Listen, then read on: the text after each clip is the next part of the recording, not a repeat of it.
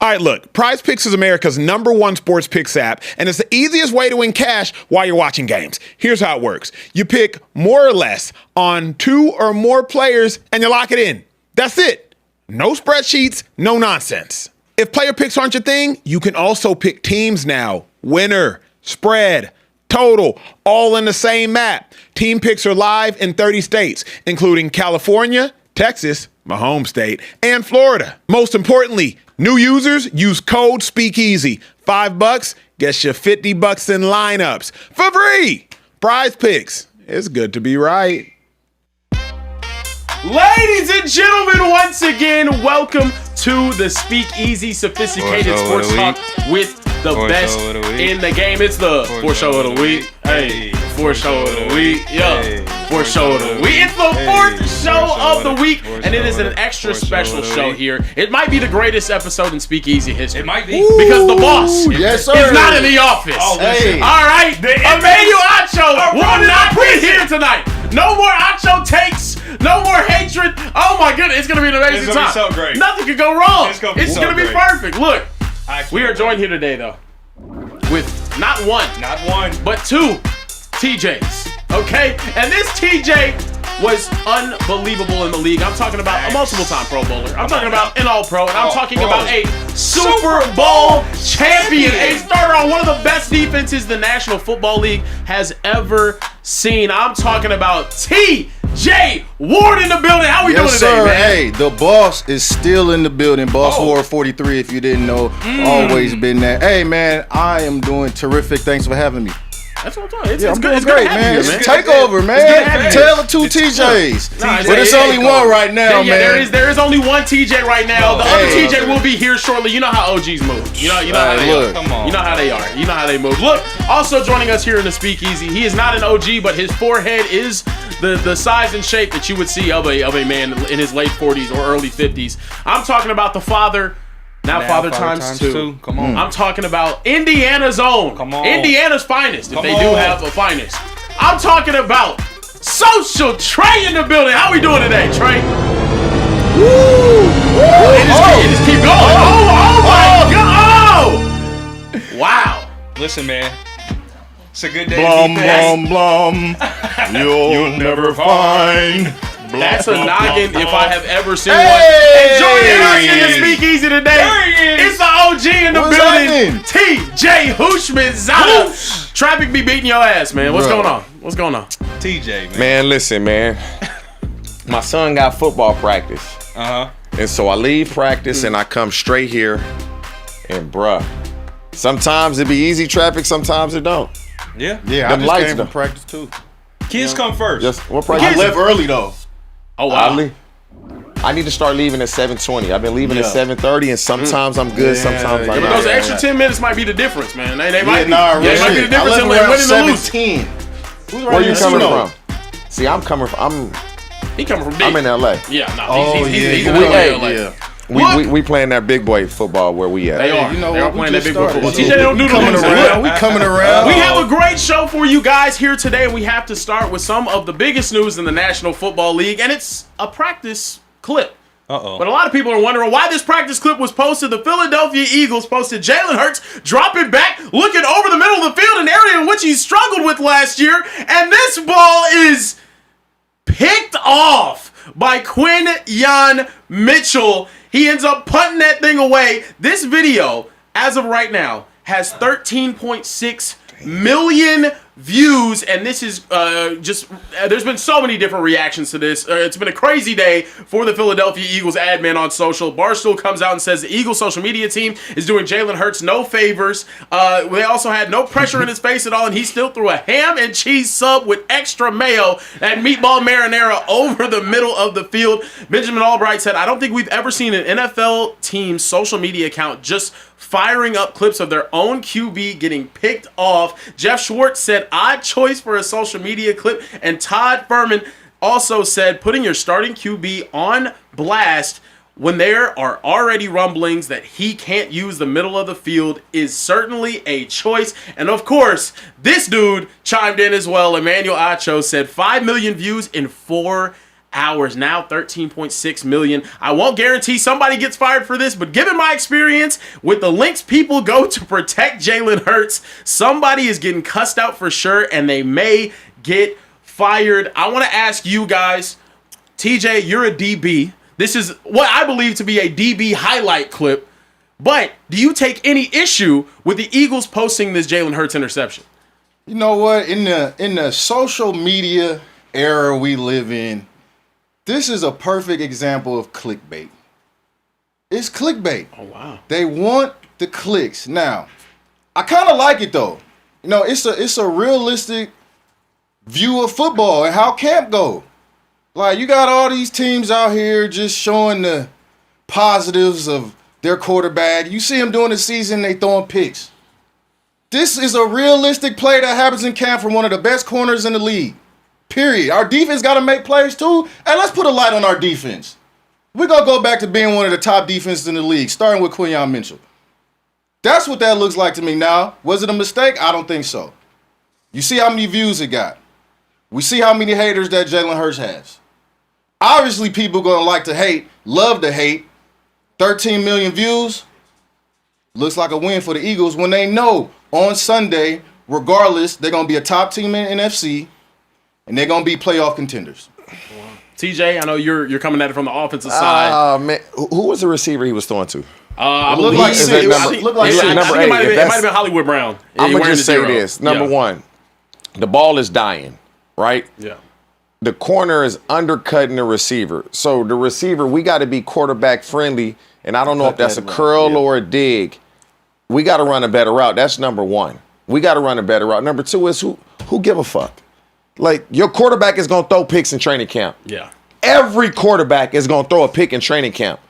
Why can't they show it? Mm-hmm. Why? Because Jalen Hurts going to get in his feelings? Why? What makes you above anybody else?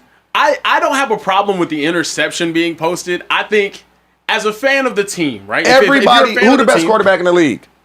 Patrick Mahomes. He probably threw a pick today. Yeah, definitely.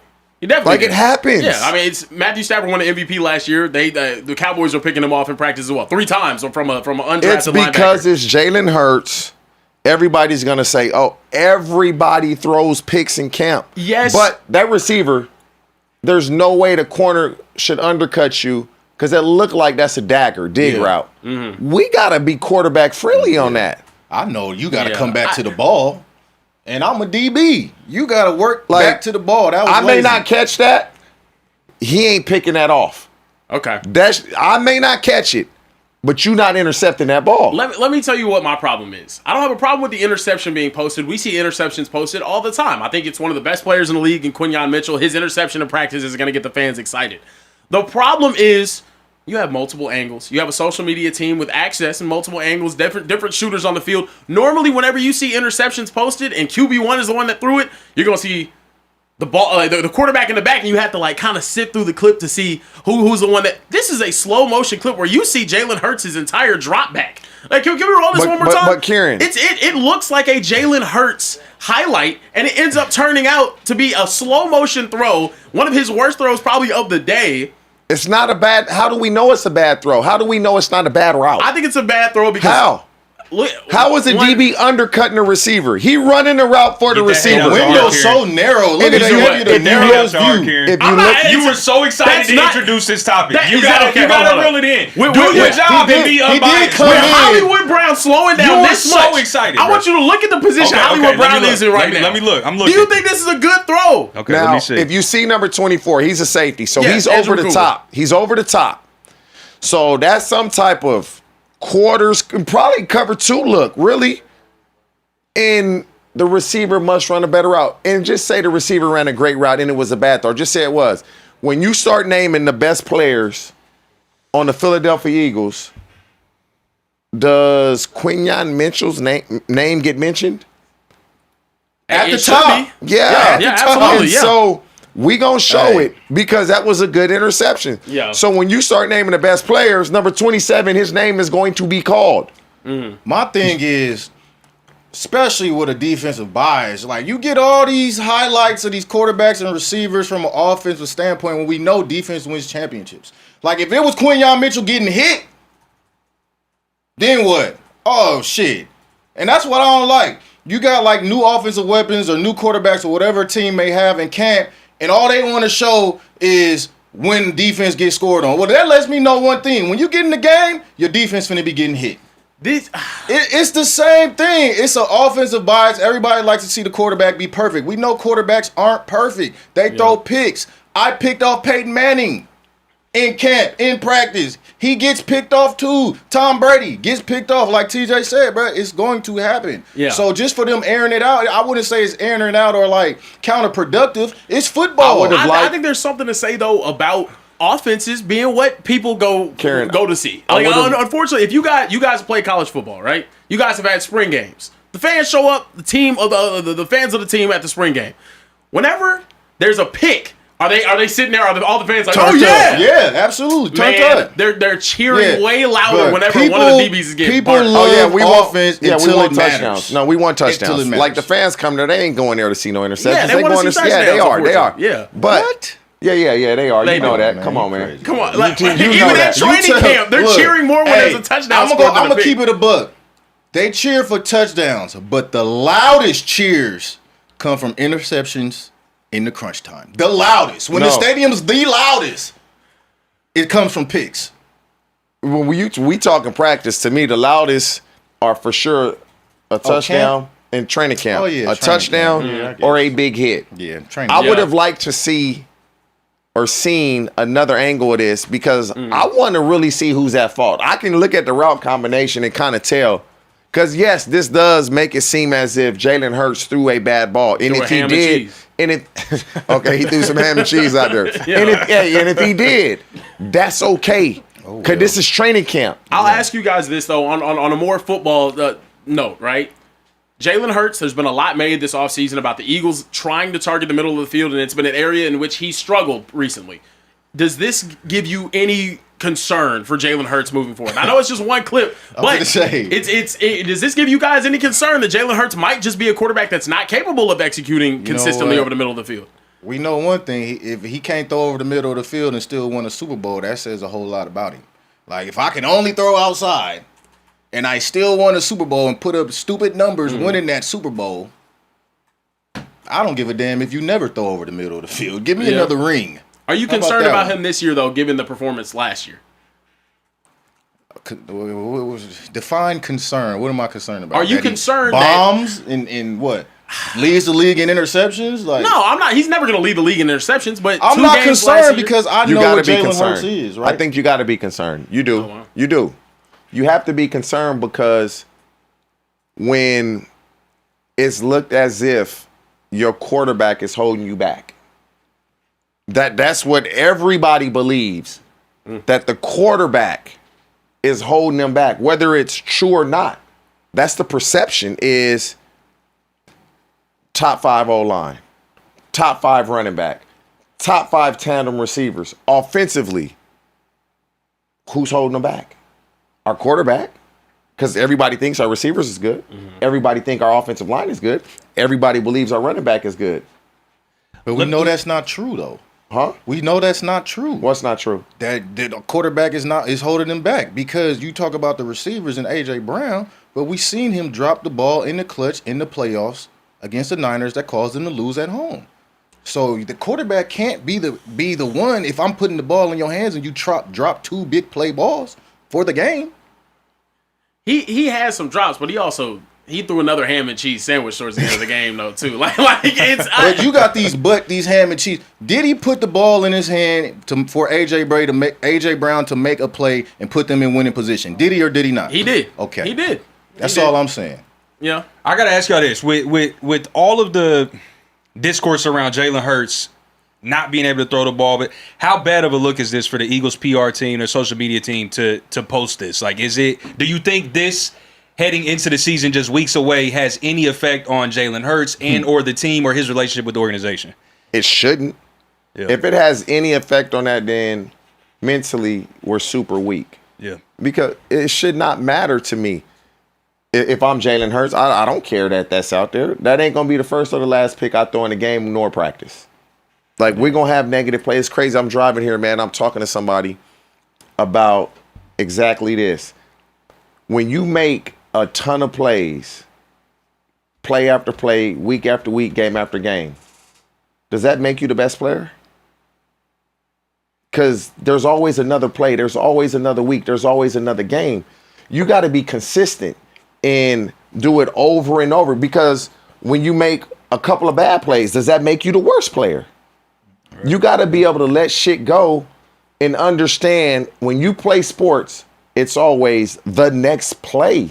Yeah. And that's where, to me, what separates really good players from great players. Everybody gets down on themselves that play when you fuck up. I don't care who you are. Yeah. The ones that are able to let it go, they rebound and they bounce back quicker, and that's why they are the best players. And so I say that to say, Jalen Hurts does not come across to me as a guy that's going to affect him. Yeah. Mm-hmm. Now, will it affect his teammates? I don't know the narrative and how they feel about him, but I know people, if Jalen Hurts is the one holding the Eagles back.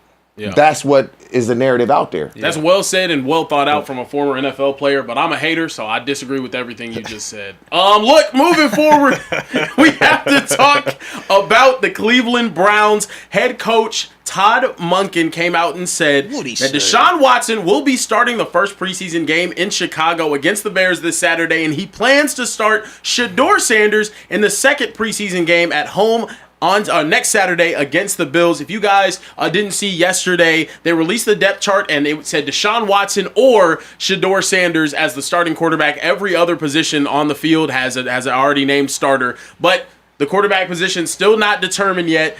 You guys' reaction to Todd Monken having this this kind of quarterback controversy or quarterback competition heading into the preseason and starting different quarterbacks in each game? Not surprised. I figure Deshaun Watson is going to be the week 1 starter. Mm-hmm.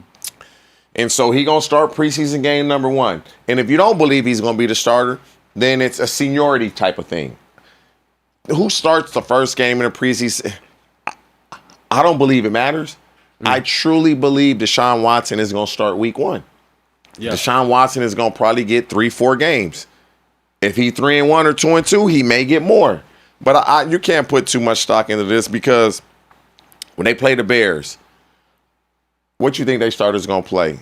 A series, maybe 2, the Bears defense? Yeah. And so it's really hard now when we have all these young coaches, the McVays and the LaFleur, they don't really play their guys in the preseason. And so it's hard to really get a gauge on what a guy may or may not do. I know when I was in the preseason, when I was young, shit, I wanted to play as much as I can. And then as soon as you become a starter, you be like, God, how many plays we got? How many plays we got? If we don't go 3, if we don't go 3 and out, it's just one drive. Man. Boy, we doing everything in our power to get a first down. Oh, wow. Because we trying to get out the game. And so for the Cleveland Browns, if Shedeur Sanders shows them that he's capable of being a starter, he's going to be the starter. But before the season? No. Yeah. Y'all know what Deshaun Watson base salary is? Like 40 exactly. He's starting. Big bag. He's starting. I mean, I agree. It's like Deshaun is going to have first right of refusal or failure in this stance. But you have to let Deshaun go out there and either show that he's the man and worth everything you paying him, or give a reason to start Shedeur. And that's what they have to do. You know, it's in good faith. It's in good contract. It's just common sense that we paying this dude all his money. We got to get some use out of him. You can't have a $100,000 car sitting in the garage and you're not putting it to good use. So either way, I think Shedeur is going to benefit from this, right? I like philosophy. I know some philosophers. I read up on some philosophers. Okay, Aristotle. Right? Whatnot? You gotta Confucius, Socrates. Play your way. So when they go to waive you, trade you, injure reserve you, or do whatever they do, be worth 10 times as much. Do you guys think in any way, and we had this conversation yesterday, do you guys think in any way this is a tad soft from the Browns? Not naming a starter right now when I think everybody knows that Deshaun Watson is going to be the day 1 starter. I think a lot of the theories are Todd Monken's not trying to avoid the distraction outside of the locker room and whatnot, and have to have everybody answer questions about why is Shedeur not starting? Why is Shedeur not starting? Every other position on the depth chart is decided except for quarterback, and we know who's really going to be the week 1 starter. How do you guys feel about that decision to still make it open as of right now when everybody really knows, it seems, who's actually going to start? Hey, if Deshaun Watson get out there and go 2 for 10 with 3 picks, he ain't starting. And Shedeur goes out there and ball. I don't believe, like, it ain't like Deshaun Watson can just go out there and be straight ass and he's still going to start week 1. He's going to have to show that he's capable of being, if Shedeur Sanders just outplays him in the preseason and it's just like by a mile, then Shedeur Sanders will start. I just believe Deshaun Watson is going to play well enough to where it's like, man, we giving him 40+ million. Let's see if this going to be the year. Let's see if we can recapture this Houston Texan, Deshaun Watson, because it's always that hope of, man, this going to be the year. And you paying him all this money regardless, so you at least going to give him an opportunity. You have to. You got to see what it is. Yeah. I mean, do you guys think the preseason will end up mattering in this quarterback competition? Like you said, if he goes out there and goes 2 for 10 and with 2 picks and Shedeur goes out there in game 2 and he balls out, we could have a conversation. But is there a world where you genuinely think the preseason matchups, when they're playing with a bunch of backups against a bunch of backups, is going to matter in terms of the who becomes the starting quarterback game 1? I think ultimately it will matter because if Deshaun Watson plays bad and Shedeur lights it up, he has to be the starter. Yeah. And so, of course, it matters, but I wouldn't put a bunch of stock into Deshaun has to play great or he has to play extremely bad. If he's just solid, he's going to be the starter. So, yeah, it does somewhat matter. It has to matter. Because what are you saying to the locker room if one just seriously outplays the other and you don't start them? Yeah, it's going to be a tough conversation at the end of the day. So it has to matter. Have you guys ever been involved in a position battle in training camp? Like a genuine position battle in training camp? Or was it a situation where, like, I'm getting paid this money, I know I'm going to be the starter? I've never been in a position battle during camp. I've lost my position in camp by going out there and underperforming, and the next day at practice, coach was like, hey, you ain't starting today. Because I was out there slacking, right? Yeah. But it was to get something out of me. That next day of practice, I was laying everything down. It was game time. Every play was game day. Yeah. So I was starting in practice after that. And he told me, hey, why do I got to bench you to get this type of practice from you? And I was like, you right. You right. So that was the last time. But preseason always matters, man, especially at the quarterback position. TJ, especially you were in drafted. This situation. Yeah, no, absolutely. Hey, Hoosh, you were drafted in a similar situation as Shedeur. You know, I think you went, 6th or 7th round? Ended up going later. How did you end up earning that spot heading into training camp or going there? Like how did you end up getting that opportunity? I ain't gonna lie, man. Even when I got drafted, I felt like I was the best motherfucker on the team. I'm like, these dudes not better than me. Yeah. From my first practice, I was like, oh, this is it? I'm for sure making the team. These guys ain't better than me. They may have been, but I damn sure didn't think they were.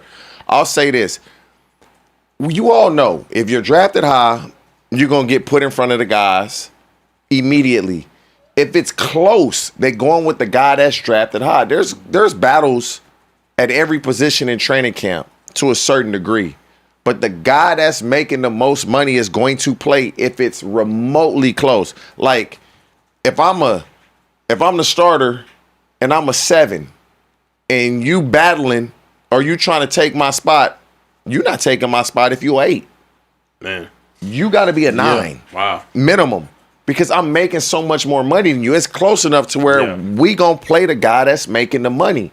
And so if it's close, Deshaun Watson is for sure going to play. Yeah. They have to play him. TJ, I mean, Ward, I'll say that. I mean, both of y'all named TJ. It's Ward and Hoosh today. Ward and Hoosh today. Yeah, Ward. We got to keep it Ward and Hoosh. Yeah, Ward and Hoosh. Boss. I'll say boss. Boss. Yeah, boss. Yeah. Okay. So, boss, what do you expect to happen this season with the Browns quarterback position? There's been a line set for Shedeur Sanders' over-under in games started in 6.5. Do you think that he's going over that, or do you think he's going under? That's over-under? Yeah, that's over-under. I ain't a gambler. I'm betting over on that. Wow. Over that he starts more than 6 games? It's more than 6 games, yeah. Ooh. With a healthy Deshaun Watson, I'm going to go under. I'm going to go under just because he's healthy, the play factor. He got a lot to prove, man. He got a lot to bounce back from. And as a competitor, I just don't see him going in there tanking completely. Now, this is not all a bad situation for Shedeur if he plays under 6 games, man. You can sit and just learn a lot and get the system down. He learned last year. But look at Aaron Rodgers. Go to their schedule, please. Yeah, I got you. Go to their schedule. Yeah, But he can have a close to Hall of Fame career, even if he sits out most of these games as a backup. It's been proven. I think their schedule starts off a little difficult, right? So, it's actually a little easy. Sorry, they 0-3 out the gate. Jacksonville 0-3? 0-3. Okay, hold on. At Jacksonville, we can pull it up. We have at Jacksonville. They losing. At Tampa. Baker is motivated. Okay. Carolina at home. Yeah. They Pittsburgh at home. 0-4. They 0-4. If they're 0-4, and then Shedeur starting against the Jets. New York Jets. They're gonna be 0-4. That's a tough first 3. Because they for sure start 0-2. I believe so. They for sure start, and the Panthers are gonna be good this year. Carolina Panthers are gonna be good this year. They're good last year, good enough to get in the playoffs. Yeah. Well, I don't know, TJ. Time out. Look, I'm looking at Jacksonville. Get right. Playoff team. Yeah, 13 wins last year. Definitely playoff team. I still think that's a winnable game for the Browns. The Jags? The Jags. I do. People don't give the Jags they respect because I give them the Jags a lot of respect. So how the hell is it a winnable game? Why not? Every game is because I look at every game is how winnable. the Jags won last year. It was a lot of close games. Trevor Lawrence, he very up and down against that Browns defense. Now it goes to the quarterbacks. It all depends on how Deshaun come in and play. If he come out and outplay Trevor Lawrence, which is not impossible, it ain't like he playing Tom Brady. Let me ask you this question. You say the Browns defense, right? Who they D coordinator? Shit. Exactly. I don't even know. Exactly. That's what I'm trying to tell you. Jim Schwartz and Myles Garrett gone. Yeah. They gone. So we don't know what this Browns defense gonna look like. I know they got players. They got players though. They still got Carson players. They brought Verse. Don't act like Verse is good. Izzo Ward. You know this because you played a long time. Coaches and scheme matter. It do matter. That shit matter. Who is they DC? That's what I'm saying. Yeah, the Browns DC is Nobody can answer that question right now. No, it's Mike Ruttenberg. You ever heard of him? Nah, I ain't heard of I ain't heard of Mike. Look, that's one Mike I ain't heard of. We're gonna keep it pushing. Well, rumor is we gotta hit there's a Nigerian in the super chat. Yeah, and he's dropping some scamming money right now. He is scamming. Ooh, some people are saying insider trading is involved. It's Trey, let's go ahead and get to him, man. Let's get to these super chats. Hey, this next brother I'm about to read, this super chat is who Carisha Brownlee was singing about when she said scamming ass. Yeah. Oh yeah. Oh my God. We got a $500 super chat. Whoa. Wow. That's a lot of money. The username is a verified username. Oh wow. On YouTube.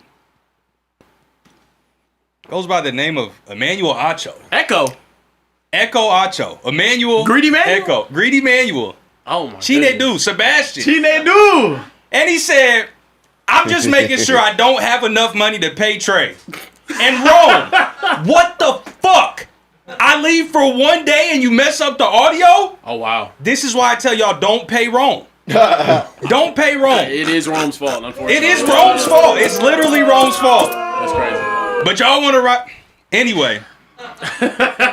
Now, if you thought that was bad, we have a second $500 super chat. Another one. Who's that one by? This is an unverified account. Okay. By a similar username, Emmanuel Achu. And the super chat says there's a $500 daily limit. So I had to create another account to emphasize we stand against paying Trey. Also, come on now, TJ Ward applause in the back. Don't know no damn philosophers. And Kieran, take them glasses off. # boss man. Hey, I've been waiting to do this for a very long time. Uh-oh, what's that? Fuck you. I'm not doing shit. And you ain't here to stop me. And you're not here to stop me. That was funny as fuck. Hey, oh my goodness. I know philosophy. You know the philosopher? Yeah, You said that? Confucius? Yeah, No, he said you don't motherfucker. know no philosophers. Fucking Willie beaming, steaming. Come on Okay, now. come on You know now. what I'm saying? Yeah. Yeah. Yeah. I don't know who And that now is. I do have to question real quick, Acho, since you just got it like that, drop another $500 super chat and let me know who the we is that stands against me getting paid. I need to know. Also, I love that Acho's just like, I don't know. This is a tax write-off. This is some sort of insider trading. Oh, going no, on for right sure. Now. This is, ridiculous. yeah. I hope he crazy. gets audited for Bro, this. just drop the ban for this. Yeah, no, I really hope he gets audited. For Insane. This. IRS, Emmanuel Acho. Yeah, here. All Yeah. eyes here. I'm going to keep it moving with Kofi, who said, what's up, y'all? Russell Westbrook, 9-time All-Star, 9-time All-NBA. Oh, man. 3-time assist champion, 2-time scoring champion, 2-time All-Star Game MVP, 2016-2017 NBA MVP. Wow. 75th anniversary team legend, top 5 point guard of all time. No Westbrook slander tonight. My man went and got 20, 20, and 20. Well, we tell you for guys, the you late, guys great produce the show, so let's go ahead and get to it. The biggest news out of the association today. Russell Westbrook, after 18 seasons, is calling it a career. He's in the NBA, top 75, 2017 league MVP, 9-time All-Star, all those accolades that a super chatter just mentioned for us. So I don't have to go on and do my job. So thank you for that. I appreciate it. Russell Westbrook calls it a career. Fellas, your reaction to him, and how do you think Russell Westbrook's career will be remembered by fans after leaving the game? If they are fair, Russell Westbrook had a hell of a career. And people can say this, and oh, he never won a championship. It's a lot of great players that didn't win a championship. All-time career leader in triple-doubles, and then they want to put disclaimers on, oh, his triple-doubles all of a sudden didn't matter, but everybody else triple-doubles matter. Played as hard as you can play. He had to get, people look at Westbrook because he was a 4th pick. He didn't even play much at UCLA. He didn't play much at UCLA when he was a freshman. He left because he probably felt like they were screwing him over and got drafted high to the Seattle Supersonics. Never played in Seattle, obviously, and they relocated to Oklahoma City. And him and KD, along with James Harden, that was a crazy trio. They lose in the championship, I believe, to the Miami Heat, if I'm not mistaken. Come back and lose to the 73-win Golden State Warriors, and then that was the beginning of the end. But one thing that he did do, he left Oklahoma City in great hands. And you say, how did he do that? He convinced Paul George to go to Oklahoma City. So then when they traded Paul George for SGA, that may be the worst trade in NBA history or the best trade. Yeah, for best Oklahoma trade in NBA history for them. Yeah. And then Westbrook got traded to Houston. So him convincing Paul George to come to Oklahoma City pretty much set the franchise up for the position that they're in now. That's true. They don't get Paul George if that They don't get Paul George, and they never get SGA and all those draft picks that come along with it. But Russell Westbrook is one of the greatest players to ever play. If you don't believe that and you want to kind of downplay his accomplishments, you just don't like him. Because you can't deny what he's done on that basketball court. What he's done for the community out here in the Los Angeles, you can't deny that, man. And so the people that talk down on him or talk about him in a negative way is as if they know him personally and they don't. So that means they just hating for no reason. Boss, what's up with you? Yeah, man. Hey, definitely one of the greatest point guards to play this game. His ability, his energy, his mentality, that's what I think of most when I think of Russell Westbrook. It's just like he played basketball with a football mentality. Like when you see him out on the court, he was aggressive, he was vicious, one of the most competitive players, I've ever watched. His athleticism through the roof, as far as athletic point guards go, him, Derrick Rose, are probably the 2 most athletic point guards to ever play this game. Just get to the rim at will, get rebounds, all-around player. He set a standard that was different at the point guard position than we have ever seen. I think him and LeBron are the only 2 players in NBA history, 20,000 points, 10,000 assists. I could be wrong, but I think I may be right on I'll that fact one. check that one. But yeah, that's Him and LeBron are the only two players in NBA history. yeah, with 20,000 all time and Yeah, doing that. 10. I'm gonna be honest with y'all. This is a hard one. Wow. It's tough because Well, you said you was a hater earlier. no, not that I'm a hater of the Eagles. Everything Eagles, I'm hating. Oh, okay, Everything okay, Philadelphia okay. except for the 76ers. Proud to be a fan. Welcome. I feel very welcome. With Russell Westbrook, I think it's tough because the accolades, the talent, everything that he has accomplished, when you look at it on paper, it makes him look like, oh, this dude's probably a top 15, top 20 player of all time. But when you add more nuance to the conversation, and I think it also kind of applies to what the situation that he's in right now, where he wasn't picked up. He could have been picked up, but he wasn't picked up.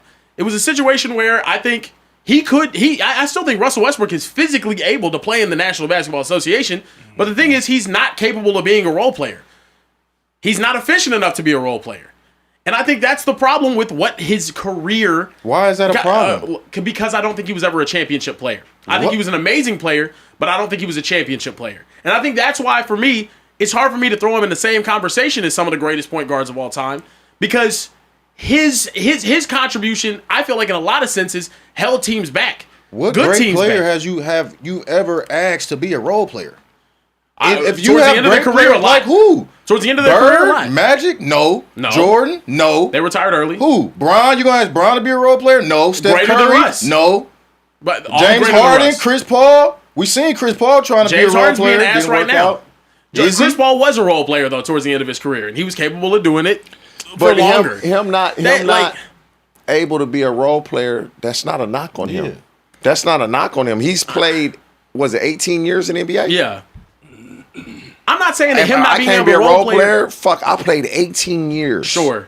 I'm I not don't saying that care him being a about role being a player is role a player. knock. I'm saying it's more so indicative of his shortcomings as a player. But there's a lot of guys, I'm not going to compare him, but is Luka Doncic, and I'm a Laker fan, you know this. Is he a championship player? I think he can be. He's Right, 27. No, it ain't hold can. up. We thought Russell Westbrook could be as well. I watched Luka lead a team to the NBA Finals. And they lost. And I haven't seen Russell Westbrook lead a team to the No, NBA no. Finals. I haven't seen that as a So leader. when they went to the finals, KD led them? Or you Yes. don't think it was a collaborative effort? I think it was a Kevin Durant leading that team. Kevin Durant was the number one option on that team. Russ was No, very much the two. 100% Yeah. I agree. But it's when you start to push a narrative, who knows that Luka's a championship player? Because he has a lot of stats. Sure. He shoots the ball whenever he wants. He holds the ball the whole possession. Yeah. And it looks good, the stat line. This is my thing. He plays as if he needs to be the number one, right? That's what Luka plays like. Luka Yes. has to be the number one on his team. His usage rate is far too high for him not to be the number one. Russell Westbrook, if he's your number one, you're not competing for championships. Okay, check this You're out. never though. competing for championships. But he has accolades as if he is a championship But one. can Luka Doncic lead a team the way you saying the number one should? Because he has shown he can. At 20, hold on. He's shown he can't. He's 27 years old, the same age that Bron and Jordan won their first championship. So this is going to be the year then. He's already been to a finals. As what? far as being a 27-year-old, the dude had 6 first-team All-NBAs and has led a team that had no business in the final, making it to the finals. But he He's scores. on track with some of the greatest of all But time. he plays no defense Of on the course. side of the ball that Russell Westbrook busts his ass, and it's part of the Absolutely. reason why they made the finals. You got to have somebody playing defense. Absolutely, but I don't Russell ca- Westbrook will also go out there and shoot some shit off the side of the backboard. That happened. I'm not gonna act like That I'm didn't happen in his prime, that's though. very not fair. as much in his prime. Not as happen much in in his his prime. prime. That's But very fair. That's very fair. But only thing I have a problem with is he's not a championship player. There's a lot of guys that are great players that That quote don't have unquote rings. aren't championship players. And I just point to the guys that are playing of today's game. yeah. And as of now, and I hope this changes, Luka isn't one either. Do you think that back half of his career is in any way? I think it's tough. I think it's tough when he because you came go to to the teams Lakers, that he got a bad rap when he came here to Yeah. play with us. I think it was He got a bad disappointing rap. with the Rockets though. The Rockets had Chris Paul and they were more of a contender with Chris Paul than they were with Russell Westbrook. So whenever I see you in similar types of situations, it's hard for me to be like, oh yeah, you're a better all time than Chris Paul because you have an MVP. But meanwhile, the teams that Chris Paul was around, I don't think Russell Westbrook could do that with them. That's They're a my different thing. type of point guard. But They did are Chris different Paul types of not point have guards. James Harden? He did, absolutely. Okay, exactly. Was James Well, Harden an Russ's- MVP that year? Yes, absolutely. Okay, there we go. Russ's best years, though, his most championship caliber years, the closest he ever got was when he also had an MVP teammate, though, in Kevin And he Durant. got to the finals. Yeah, he got to the finals. Okay, Absolutely. did Chris Paul get to the finals that year? Yeah, Chris No, Paul he made it did to the not. finals with the Suns. Oh, They sorry, didn't- not with them. Exactly, because they got taxed by the Warriors. So I just think- so how do you figure that he had a better year if they didn't even make the finals? I'm saying they were closer to, rather than when Russell Westbrook was there. I don't think they were a real contender to Was ever the win a team as championship. good? I don't believe so. I think So, they had a much I better think, team I think with you Chris swapped. Paul. I think a lot of the team was similar, but you swapped Chris Paul for Russell Westbrook, and they got worse. And that's the thing. That's the other thing about the Lakers. You ended up thinking you're going to upgrade, and the team got worse with Russell Westbrook. As soon as they let him leave, they make the Western Conference Finals after that. Like I'm not lying. Or did So- they It is what add- it is, and I like Russ. I think this is do you dope. think I gotta look at that. it's a roster, 'cause I'm stain on pretty his sure career they then? added- Are you believe it's a I'm stain? not saying it's a stain on his The- career. the I think his Lakers that accolades year. are going to have everybody saying Russell didn't they Westbrook add Superman? undoubtedly is a They top brought 5 in, point guard of all time because they're going to see that MVP, because they're going to see all the individual accolades that he has. But I don't think he was. I don't think he was as good as Chris Paul. I don't. I just don't think he was as good as Chris Paul. And that's a huge issue for me. Trey, you want to chime in? I know you're the basketball head in here. No. Y'all listen. Y'all are all cooking. I think Russ has to be heralded as one of the greatest all-time point guards. He just has too many individual accolades to do it. Whether you want to put him in your top 3, which I think is a little bit overzealous, or if you want to put him in your top 10, which is a little bit disrespectful to have him that low. I think he deserves to be in the conversation. In regards to him being a championship one, no. He's not a championship one. Is he a championship caliber player, though? Could he be a piece on a championship team and a pivotal and integral piece to winning a championship? Absolutely. And I think he gets far too much hate for not being able to fulfill that role because he wasn't able to do it. But I definitely think if I could tell Russ, hey, I need you to go out here and run the show, give me 20 points on an efficient 47% from the field, limit your 3-point shooting because that's not your strong suit, and let this 1A guy carry us, he could do that. This is my issue. He had 3 separate situations where he was second fiddle to an MVP caliber player and never won a championship. Why does he get the blame for that, though? I'm not saying he gets the blame for that. I'm saying he's not it's hard for me to throw him in greatest point guard of all time conversations when I watched you be a point guard at the end of the day. It was supposed to be a facilitator, and he is a facilitator. Yep. You're on a team with Kevin Durant, who wins an MVP. You're on a team with James Harden, who won an MVP. You're on a team with LeBron James, who still at that time was playing at an unbelievable level. Yeah. And you didn't, and honestly, in a lot of those years, you held the team back. That's a problem. I can't put you above guys that actually made teams better. When I watched Chris Paul with the Rockets, he made them better. When I watched him with the Suns, he made them better. Well, for me, that's what's tough. Did he not carry that OKC team to the playoffs when He they had absolutely nobody but did. himself? Did he not win an MVP? Yeah, he Does did. Chris Paul have an MVP? No. Okay. He doesn't. Yeah. Does doesn't. Chris Paul have a chip?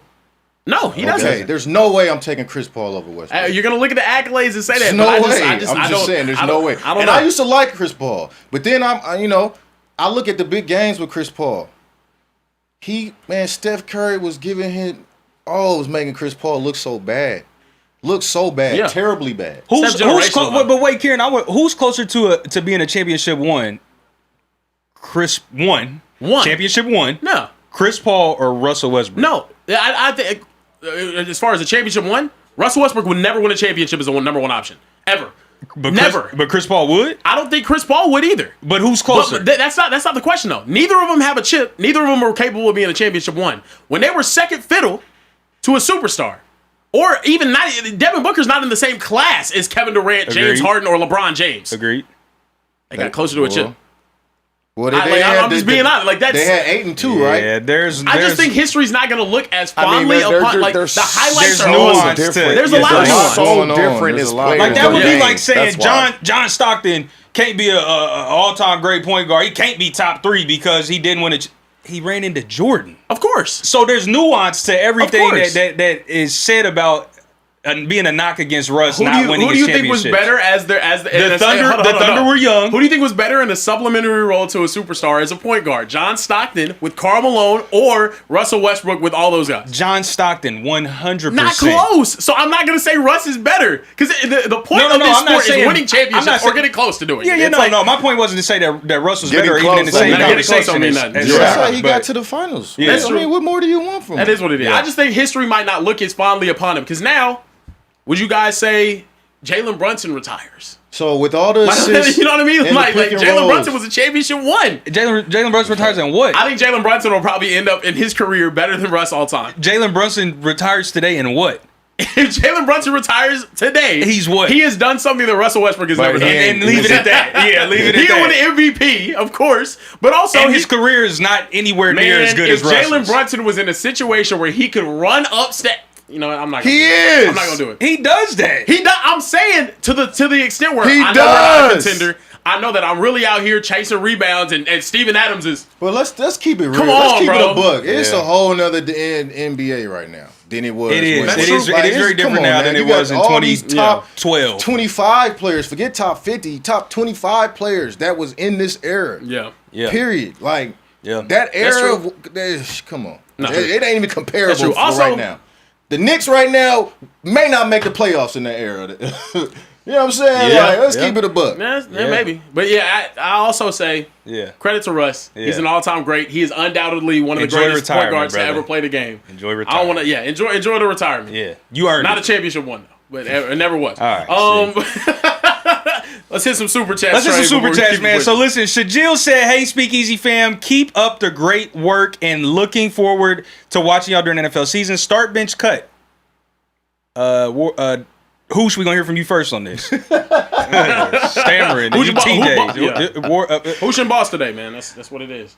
Steve Smith, Chad Johnson, and Andre Johnson. Oh wow. Start, bench, cut. I'm starting Chad. He never not starting Chad, bro. I'm benching Steve. I'm cutting Dre. Damn. Damn, you cutting Andre Johnson? I mean, and I'm biased. I say Of course, that. yeah, I'm yeah, yeah. biased. We They- give you the Chad start, but but they my dogs, and Dre is my dog too. I just know the other two much better. But if we just, all right, I'll be for real. I'm a damn, well, if you being gotta- for real, then it's starting Steve because you Yeah, already said cutting Dre. So the you gotta if I don't know anybody, you gotta start Andre Johnson. Bench Chad, cut Steve. I think yeah. Wow. Yeah. Yeah. I don't hate that. I don't hate that. Listen, Dre's real quick crazy. before I get to these next super chats, hit the like button, hit the subscribe button. Do it. I get tired of warning. man, y'all stop now sending listen, I super know chats like that. I don't hitting the like subscribe button when you got to see stuff like Kieran patting his belly and shit on. I know, but I promise you, the show has a lot more to offer than that right there. What's happening?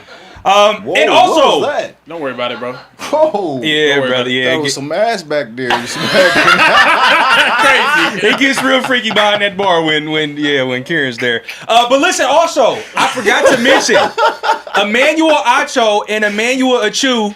You do qualify to send a video, so Hey, you know you hit the $200 threshold. You do qualify. Yeah. Technically, you can send 5 videos because That's you send crazy. $1,000. And lest you forget, I have access to the YouTube channel, so I can reroute payments to my direct deposit. Just keep that in mind, brother. Oh, wow. Gustavo do Sandoval too. said, "Yeah, listen, I know how to scam too. All right, you ain't the only scammer to speak easy, brother." Gustavo Sandoval said, "Hey, Acho sounded like he smoked 4 packs of cigarettes before he brushed his teeth in that introduction. That is crazy." R. Stone said, "Would you agree that every initial top 25 ranking, the previous champ should be number 1 out of respect? The guys in the back should have a counter for dust versus human. Hashtag social sneeze. Hashtag Omar Gooding Jr. clone is crazy. Hashtag OG offense and defense." You don't know who Omar Gooding is, do you? No, not at all. Yeah. I like It is a good- the it is a social good- sneeze. It is a good lookalike for you, though. What, That's- for me? Yeah, it's a good comparison. Look Oh, him man, up. Pull him up yeah, while you. I don't know. We'll see. But while I read these super I chats. do agree with the top 25 ranking though. If you won a national championship the year before, you should be the number 1 ranked team going into the next season. Hey, like, especially whenever we haven't seen anybody It depends. play. If you lose a lot of lost players, all though. your Yeah, if you lose a lot of hell players, nah. though. If you Sure. lose your If you lose players, your quarterback. Yeah. Sure. But also, I think preseason rankings are ridiculous. They are. Because They usually are. People, They are. people, And they're people usually can claim way they off. have We saw it What with was it? trash-ass Texas last year. Woo, they can't. Wow, I trash want ass Texas is head. crazy. We was top 10 at the end of the year. Where did you y'all started start? at one Where for no was reason. preseason? One. Where was preseason For ranking? what? What? Oh, okay. All right, my fault. Trash Texas, is crazy. They not trash. started Trash is at crazy. one. You would started never at in your one? life, bro. Indiana. Started at Who one? gonna You a have better the season? most trash Who gonna have a program better in season, history, Indiana and or now you call Texas? it. Who got a more recent championship? Who gonna have a Indiana or better year? Texas? Who gonna have a year. better season this year? Who got a more Texas, recent Who championship? gonna have a better season this year? Are y'all going to We chip? got 4 of them. If How y'all many not you going to got? chip, I don't want to talk Bro, about it. y'all are the losingest program in history. Like, this I'm is unbiased. crazy. We were I think until it Texas didn't will matter. Y'all have been a good for better 1 year. Listen, man, let me keep it moving before y'all get Come on, the big ball. Look up Omar Gooding Jr. so you That's can laugh crazy. at You yourself. don't know. That's crazy. You don't know who Sinbad. Omar is. 214 Mr. DFW says, say what you want about Jalen Hurts, but it's 2 things you'll never take away. 1, that ring. 2, that Super Bowl MVP. Drops mic, say less, go Ain't Birds. nobody trying to take it away. Yeah. Hey, Nah, I ain't they- gonna lie. Nobody trying to take that away. They try to undercut it a little bit, Jalen though. Hurts capers be in the comments. Yeah, You they don't do. say Oh, yeah, nothing no. bad. Maybe they He can't don't say say they be nothing behind the bar, too. bad.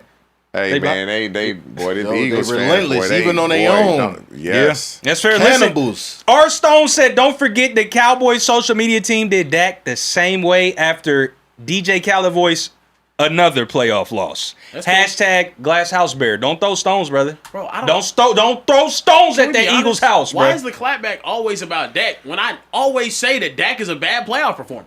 Y'all think I believe in Dak? What are y'all talking about? You started the show. Just cause I have one cheek of ass doesn't mean that you don't have another cheek.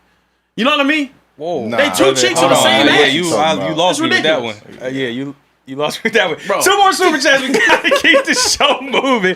Let Dre Cook said, what up? Gotta call Banana Pudding Bear and y'all out on something. The other day, y'all said you like that Jalen threw an interception. It shows he's airing the ball out. Now that you see it, you gonna switch up?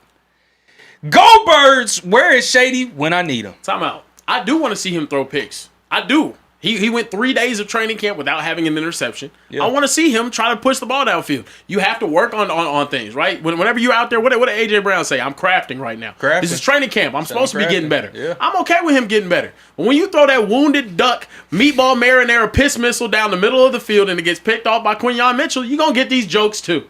That's fair. I'm not a fan of the Eagles, and I never will be. I'm going to slander them anytime they do anything bad. Stop crying about it. That's fair. Listen, last super chat, we got to keep it moving. We got a $100 my God. super chat from Untouchable.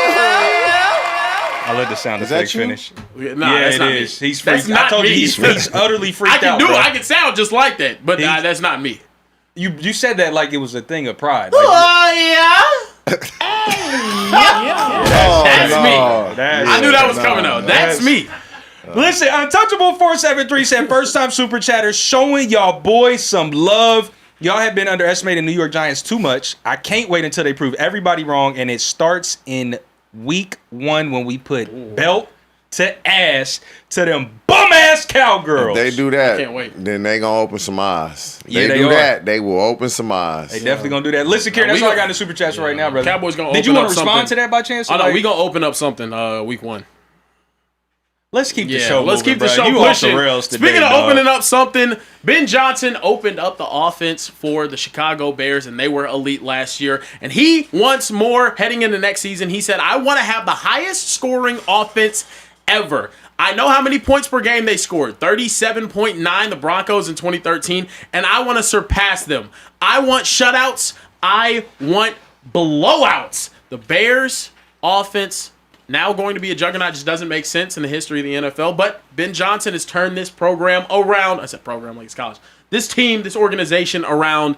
Boss, I know you were a part of, that phenomenal Broncos team back in the day. Do you guys think the Bears' expectations are a little too high coming into this season?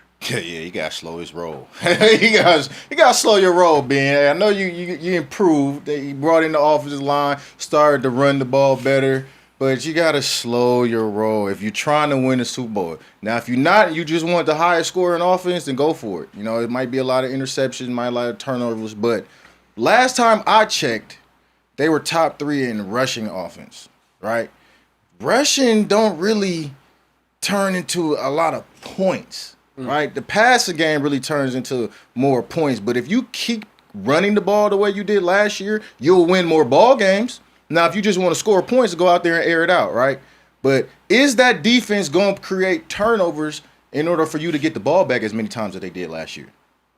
Defense had 33 turnovers, led the league. Is the defense going to do that this year and allow you to get the ball in that many possessions? It's to be seen.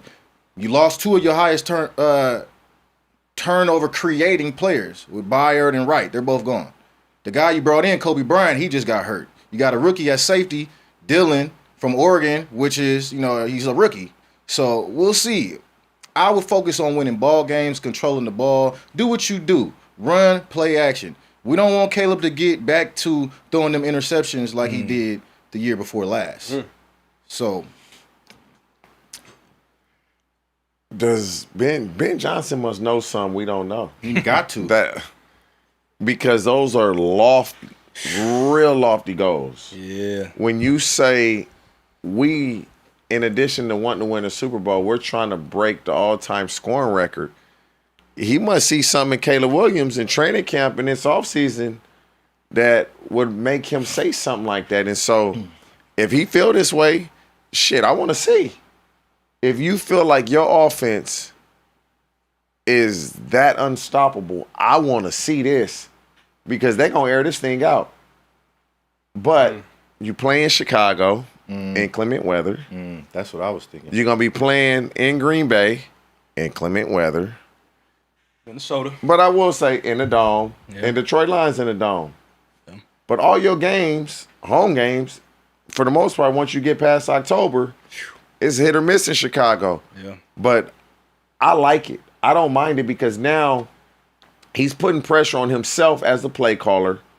Caleb Williams is a quarterback and the offense as a whole to say, I really believe we can be this great from what I've seen. And so he's seeing some things this offseason and in training camp that would make him make that type of statement. So I want to see if they can do it. You think some of those things that he's seen are the way they closed out the year last year? It was multiple comeback victories, but they were going tit for tat in a scoring battle with some of the best offenses in the league last year. You saw that in the divisional round against the Rams, even in the cold. We know that Matthew Stafford in any situation, any sort of weather, can get busy through the air.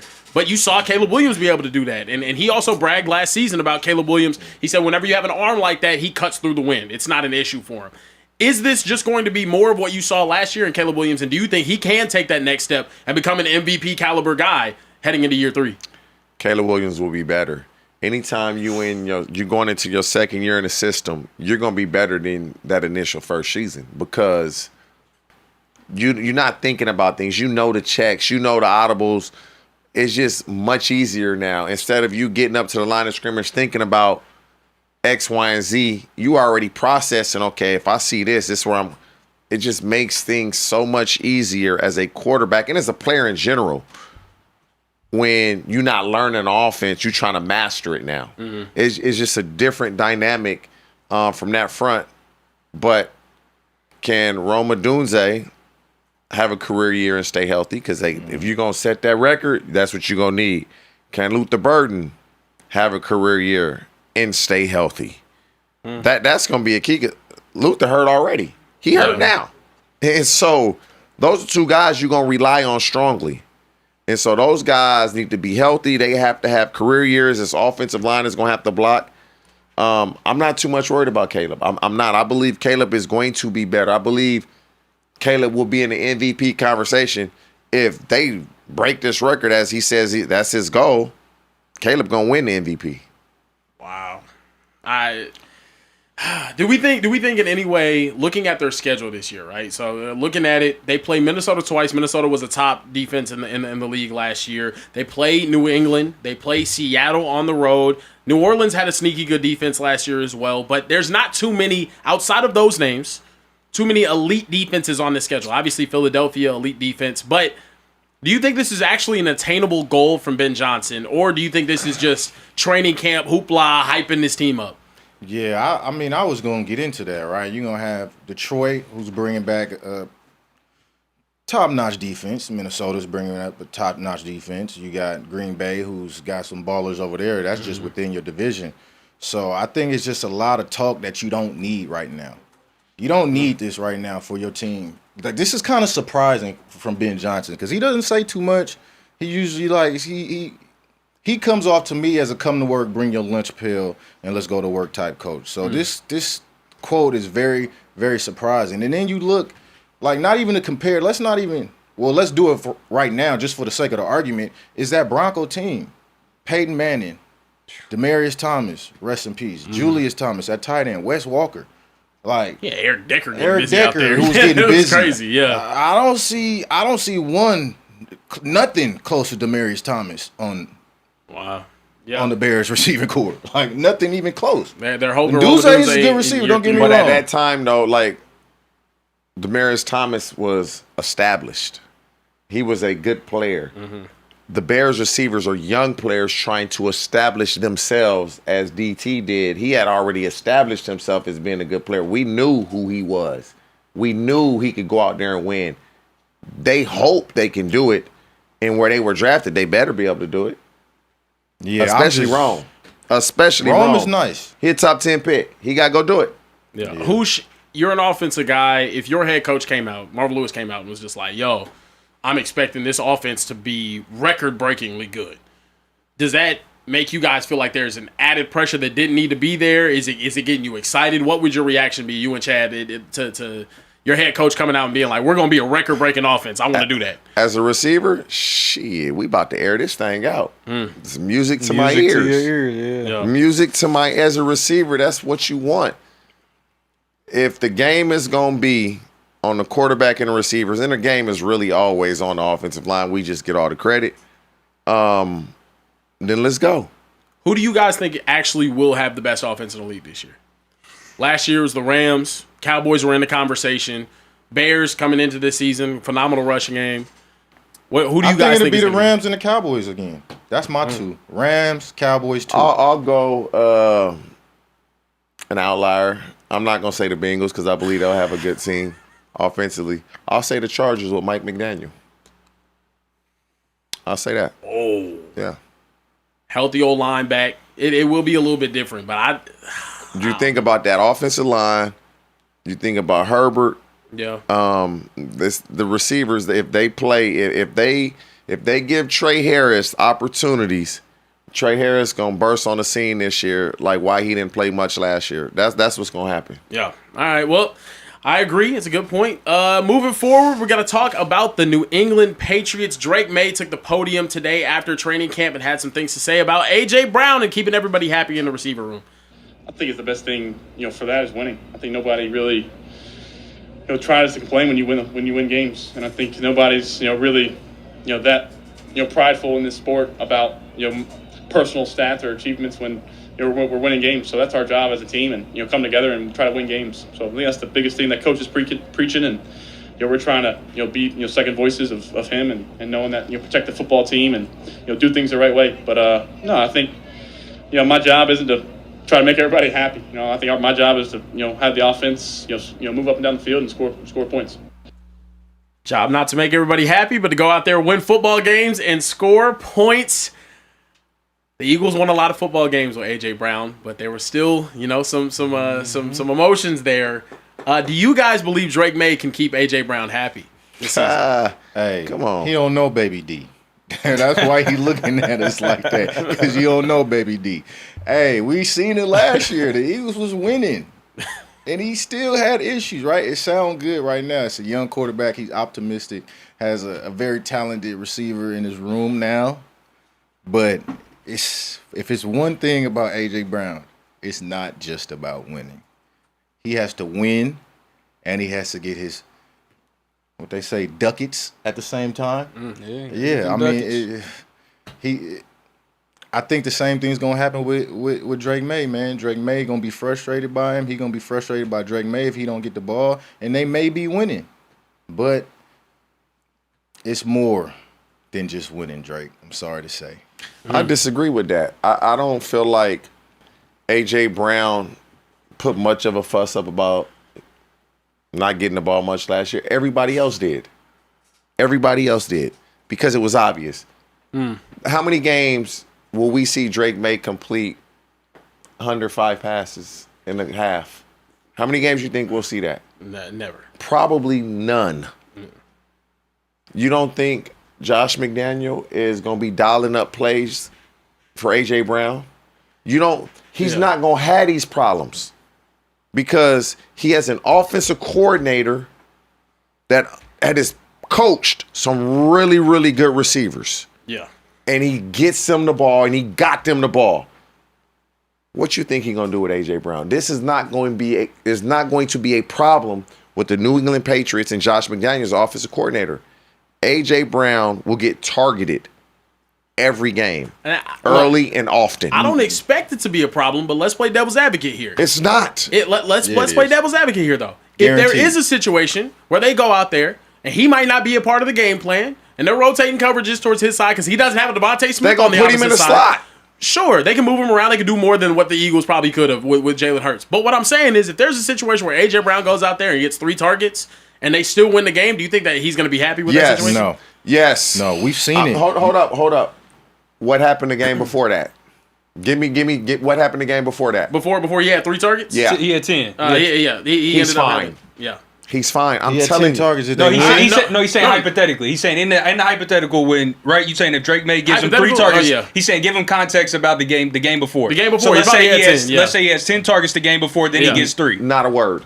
No, we seen this last year. Not T. a word. We What seen- did we see last year? We seen him have them targets, the 100+ yard game, Go- and the Eagles lose the game. Go to the We stats. seen him No, not have the So, targets. Go back to the targets. Look, Pull up the go receipts, A.J. Gary. Brown Pull up the wasn't getting targets. Damn targets. receipts. We Look. seen the 100-yard games, and Here they we go. lose the game. So Why? last- Because yeah. we're trying to get A.J. Brown the game. So last get year, him the ball. We last seen year, it. whenever they finally started giving him more targets, he had 4 straight games with double-digit targets. It was the longest streak that he had all And season. what happened? They put up 16 points against the Lions. They won, but then they ended up losing 3 straight games. What happened? The 300-yard games that he had. He had 10 targets, 12 targets, 13 targets. They lost. And I remember Eagles fans were upset because they were saying, "Where's the complaining now? Yeah. Where's the complaining I now? was Whenever one you of only them, had and one I target wasn't even an Eagles after losing to the fan. Cowboys, Was he not on the, 3 was targets he after not the Green Bay on the game sideline reading books?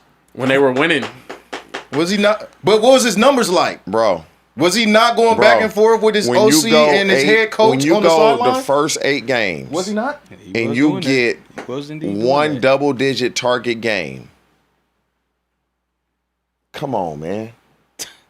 That's one game, though. No. The first 8 games, you had one double-digit target game. That's a problem. And you're supposed to be one of the best players in the league at your position, and they throw you the ball double-digit time. You get 10 targets in 1 out of the first 8 games. Man, look, he got 18 No. at 9, 8. That's right around 10. No, it ain't 10. But it's right there. But it ain't. It ain't. But if we to the Shit, if but I to get the 5 argument, numbers on the what Drake Maye is on the saying, Powerball, I ain't winning. But look, that goes back exactly to our point. Drake Maye thinks it's about Bro, winning. It's not. It's about his targets. McDaniels is a offensive coordinator. He's understand been that. down this road before. He knows what he's doing. This will not be a problem with the New England Patriots, Drake Maye, and A.J. Brown. We're going to revisit this shit. And I guarantee that they will not go as deep as they went last year. Oh, they're not going to the Super Bowl with or with. They didn't matter. I don't think it's gonna matter. So they're not going to win if they focus on writing him in his script. You see, what you just said is so unfair. They're not going to the Super Bowl with or without A.J. Brown. They're not going to the Super Bowl this year. We know that. They're not getting there. They But don't have they- Can I expectations ask to y'all return something? and win the Super Bowl. They- You don't think the Patriots to have they not- expectations, they not especially getting with there. A.J. Brown? If you were to pick teams out the NFC, the New England Patriots be 5th or 6th. I wouldn't have picked them last year, and they got there. And TJ, they, can I ask you this though? What's up? Oh, see. Hoosh. Do you think at this point in his career, AJ Brown, who is just at a team that could very well go compete for Super Bowls, cares about wins and losses? I don't think. I'm not saying that AJ Brown doesn't care about winning or competing or anything like that. I'm saying the priority I think for AJ Brown is his getting those numbers. that is crazy Yeah, that I y'all think really know every player, bro. I can't imagine any player wanting to have individual stats over a win. Now, obviously, we want the best of both worlds. I get my stats, we win. if I have a hell of a game and we lose, I'm not cool with that. Like, I remember playing games and I'm having a great game and Chad ain't getting the ball. I literally will say something to the OC or the quarterback like, bro, we got to get Chad involved. Because I want to win. I want to win. Like, shit just feels so much better when you win games. And you got the best play caller in the world. If you ain't got guys that going to get the job done, it don't matter. And A.J. Brown is going to get the job done. Mike McDaniel. Josh McDaniel has been down this road. So you think there's a world where, say, the Patriots have a good season. They have a similar season what they do last year. They go 14-3. They're number one in their division. They're looking like a favorite to go on a deep run in the playoffs again. But A.J. Brown has 1,050 yards. You think he's going to be happy at the end of the season? Because the Patriots won 15 games or 14 games? Yeah. But I'm just telling you right now, he not going to have that. Like, y'all got to look at Josh McDaniel history, bro, with his receivers. Look at his history with his receivers. Go look at when he had Moss and Wes Welker and Julian Edelman. And last year was Stephon Diggs. Like, just look at his history. Yeah, pull up Diggs. Look at his history. Targets last year. Yeah. Look at his That's what history. he He gonna do. going to get 1,000 more yards. targets than that. He get more Why? targets Why would than he that. get more than Diggs? Yeah, Diggs had 102 targets last year in 17 games. He getting more than that. Why though? Why would he get more targets than Diggs? They both number ones to me. Probably he's better. That's normally what happens. When you better, you get more targets. At this point of his career, he's a better receiver than Stephon Diggs at this point in their career. I don't know, man. It's gonna be tough though. I'm not saying it's gonna be tough because I do think Drake May is gonna end up, taking that next step. But Diggs was the most targeted receiver on the team last year for them. Followed by Hunter Henry. Hunter Henry ended up having 87 targets. Diggs was first on the entire team with 102. And this was for a quarterback that was an MVP candidate. So I think it could be a situation where we've never seen Drake May. And granted, he's only been in the league 2 years. We've never seen Drake May go out there and have a bona fide number one wide receiver. Right now, if they come out trying to air that ball out with Drake May getting A.J. Brown targets, he's going to have a terrible season. There's going to be interceptions galore. Whoa. I'm telling you right now. Dog, AJ Brown did something to you? No, I'm saying Drake May. if they try to, I'm a realist. I just watch the game and then I tell you what happens. I'm a narrator. That's all I do. If Drake May, based on his passing, they gave you the wrong script today. Based on his passing performances in high, When he has a high passing attempt, high or critical passing situations. The proof it's going to be interceptions. So when he has to throw the ball, when he can throw off a play action and they running the ball well, he's a better quarterback. When they come out trying to just air shit out, it's going to be pick city, sack city. Do you think there's anything interesting about the fact that nobody believes in the Patriots heading into next year? For good reason. Did you see him in the Super Bowl? We did. Did you see that game? But we saw him make it to the Super Bowl as well. Did you see him in the versus the Broncos? Yeah. Okay. I saw Did you see him versus the Texans? Yeah. Okay. That shit, lightning don't strike twice. Man. they'll be a good way to put better. it. They'll be better because of A.J. Brown. They'll be better offensively. They'll be more dynamic in the passing game. Well and said. I just think you guys are not really in tune to what type of play caller, play designer, getting guys involved in the game that Josh McDaniel is. He's done it his He's entire adaptive. career. But he's also Very hasn't adaptive. done it because we seen him in Oakland. What'd he do over there? No. We talking as OC. an OC, not a head coach. Okay. As an offensive coordinator, he gets it done. I think he gets a little bit too much credit. That's how I feel. Right, because he had Brady. Because he had Brady and then he had But Peyton, so right? okay. well, no, that was So that was what he just did with Drake May, that don't matter? Because he didn't have Brady then. What he just did with but Drake they May. wasn't one of the highest passing offenses in the league. They were running the ball. They were one of the highest rushing offenses. Yeah. He's still directing offense. He's still calling the plays. What we're talking about is So you the can't ability. move the goalposts. No, you moving the goalposts because you said his ability to make receivers do this. No, and I didn't that. say nothing about receivers. I said his ability to dial up an offense and get guys involved. Get receivers involved. No, get guys involved. Because Okay. you got to run the ball. But You got to. Who's the best player on that team in that offense? I It's Drake just May. know- Drake May's a quarterback, so we gonna throw the ball. When We he not was just in gonna hand the Denver, ball off it was nothing but bad reviews. as a head When coach. I got to Denver, As a head Oakland, coach. he did the same thing As a head coach. But we seen a lot of head coaches that were offensive coordinators who offenses are successful. Shanahan, Johnson, McDaniels. Well, not so Well, much. he's just one of those coaches that's a good coordinator. He's just not a good head coach, but he can coordinate an offense. But your offense should be productive as an offensive coaching head coach. You ain't got to have a great team, but your offense should be putting up numbers. Listen, Schematically, you should look good. you got to be Anyways, to be a head coach. You have to be a leader of men. If you're Yeah, not a oh, leader I of men, 100% then agree. All that It's other shit dead. don't matter. Yeah. He's a good offensive coordinator. He's not a head coach. That's fair. But would you not say that the Patriots defense? I mean, you was can say pretty that. stacked You last can. year? I could always make a narrative fit to what I want to say. The Patriots defense was good. The Patriots defense was very good. But was any Patriots player up for defensive player of the year? No. Oh, yeah, Christian yeah. Gonzalez Yeah, had but a pretty good yeah. Gonzo? But was Drake May up for MVP? Yes. Oh, okay. All right. Yeah. Which I don't think it should Yeah. even have been in the conversation. But I don't think it should have been a conversation either, but you know, Emmanuel Acho voted for Drake May. He was in it. Shout out to him. He was Speaking in of it. Acho, super chats, man. Is he back? No, Thank God. and thank God. Thank God. Thank God. No videos sent in. No videos Thank have God, been man. sent. No Acho super free chats. broadcast is what you're getting, ladies and gentlemen. Listen, It's amazing. hit the like button. Hit the subscribe button. You only get this once in every blue moon. There is a chance. If you look at his tweet before the show went live, he said there's a chance that if the show goes well enough, he won't come back.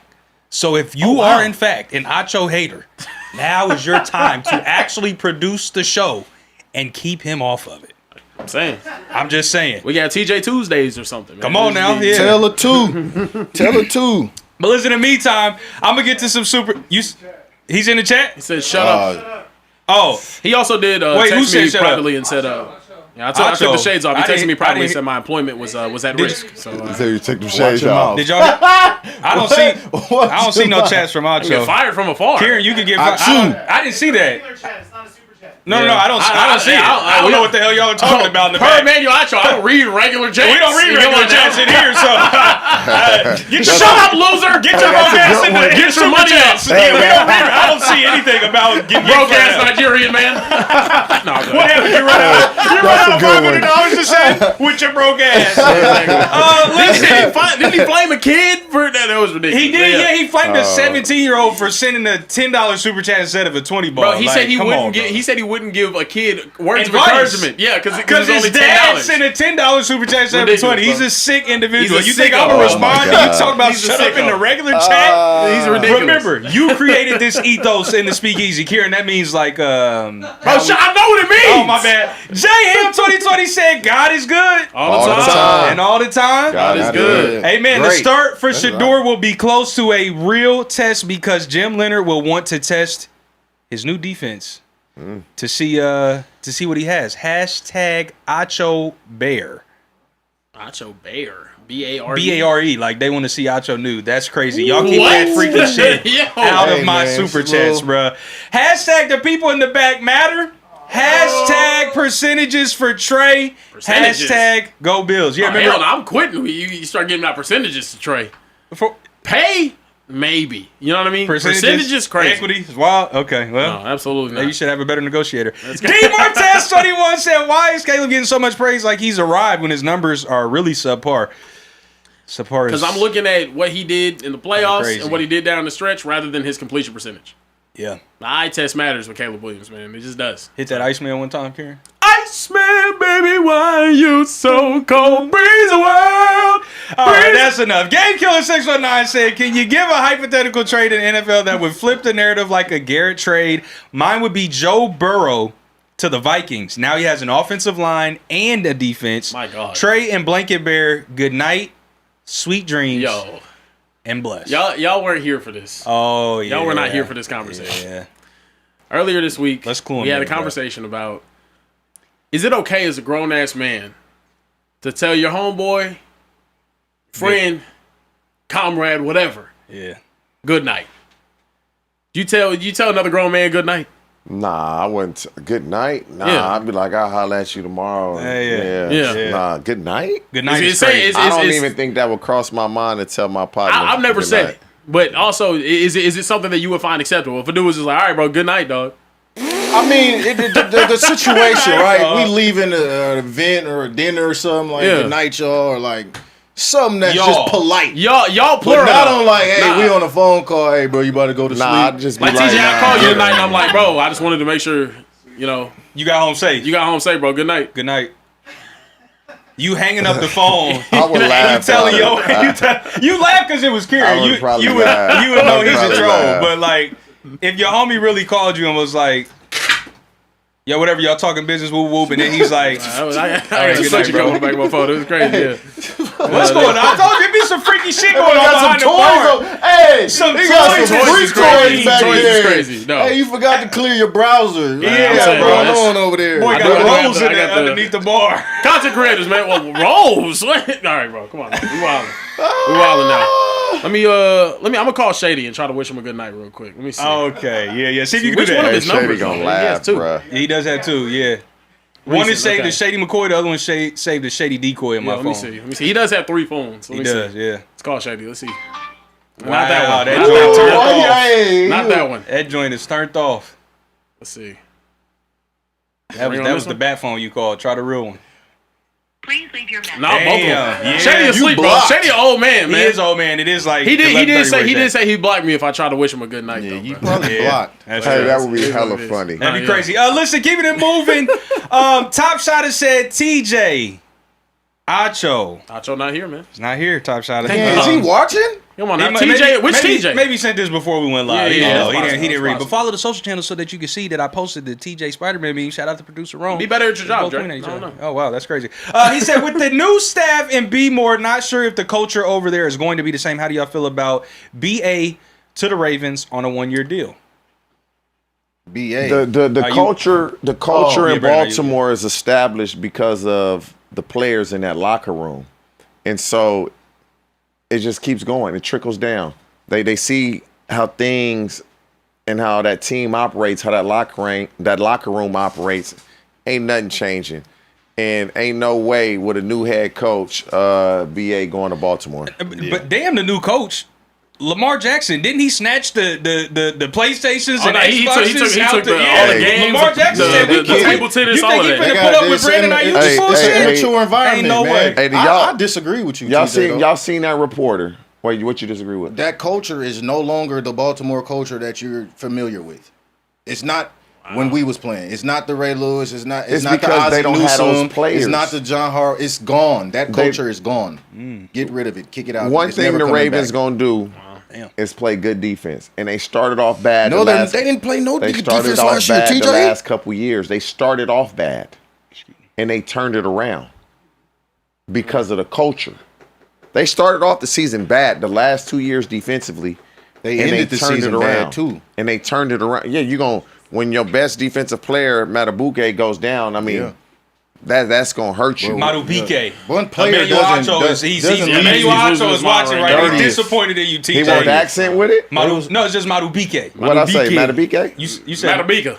Nah, I He didn't say didn't that say shit. That's what I call But it. he didn't say Madu PK. Just You the said Matabika. something. You said something You know, different. I look, don't know what you said, but We yeah, let's appreciate keep it those super moving. chats, Trey. I appreciate you being able to read. It's something you can't do. Well, Yeah, I know. A whole lot better than I can. I'm happy you're the one that does it, not me. Look, I have to read more stuff now, though. Look, Uh-oh. we have to keep Take the your show time. pushing. It's time we talk more about the WNBA and the very controversial week they have had. Former NBA player Royce White claiming the crazy first picture on the video, though. I'm not going to lie. Him in a wig is ridiculous. But claiming that he is now women and declaring for the WNBA. He said he had an interview with CNN that they canceled. I'll let you guys take a listen. Set to do an interview with CNN at 5 p.m. Central, and around 2-3 o'clock they messaged me and said, we're canceling the interview. We have other news. That's the universal excuse. We have other news. And I just, for the life of me, they're not giving black women a voice.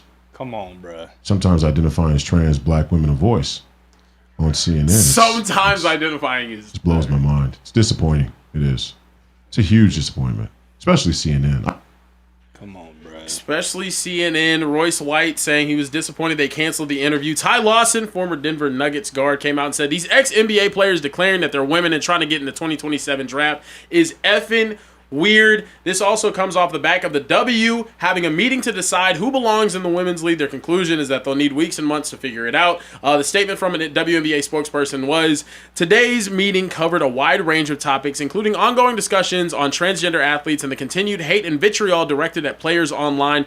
We will continue to engage all league stakeholders in the coming weeks and months. We will approach these important conversations thoughtfully and in alignment with the values of our league. There are no immediate eligibility matters affecting the WNBA, and we strongly denounce the bad faith efforts to use these topics to demean or marginalize others in response to Enes Kanter and Royce White. Fellas, your reaction to this news out of the W?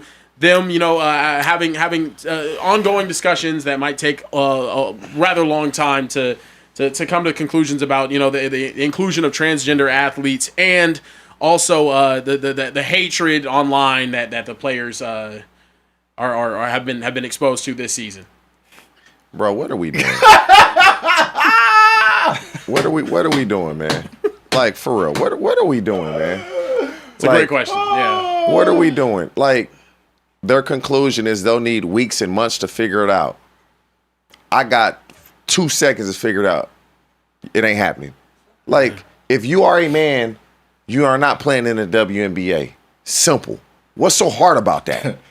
What's so hard about just making that statement? If you were born a man, you are not playing in the WNBA.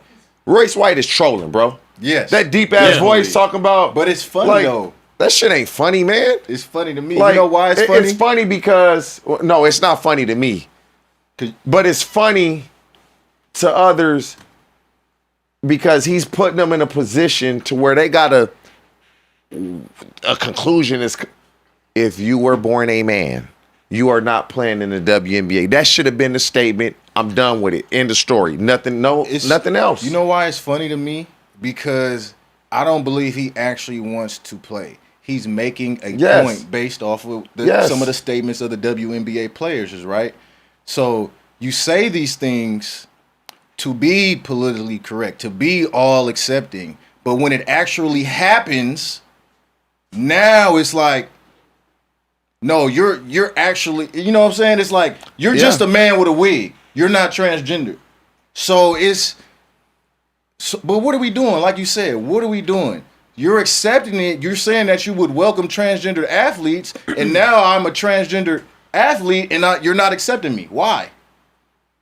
Like, that's why it's so funny to me, because there's so many players that are backpedaling on their statements because he's doing what he's doing. So he's proving a point, like, you guys really don't. You're not really accepting of this. You don't really want us in your league playing against you guys. You would say this as if it wouldn't happen. But now that it may happen and the league is doing all this tiptoeing around the situation, it can be a reality for you. I think there's truth in both of your statements, because I do think the tiptoeing around. I think TJ, what you said though it's very clear. There's never been a transgender athlete that was born. There's never been a WNBA player that was born a man to play in the league, and it never will be. There was never been like even in track and field, they ended up having the DSD cases with Caster Semenya and Christina Mboma, and they're no longer allowed to play because of the unfair physical advantage that they have due to the presence of testosterone. There's so many at professional sports at the biggest level. Whenever it comes to women's sports, it's just not an issue. And I think that's the reason why the WNBA in this comment came out at the end and said, we strongly denounce the bad faith efforts to use these topics to demean or marginalize others.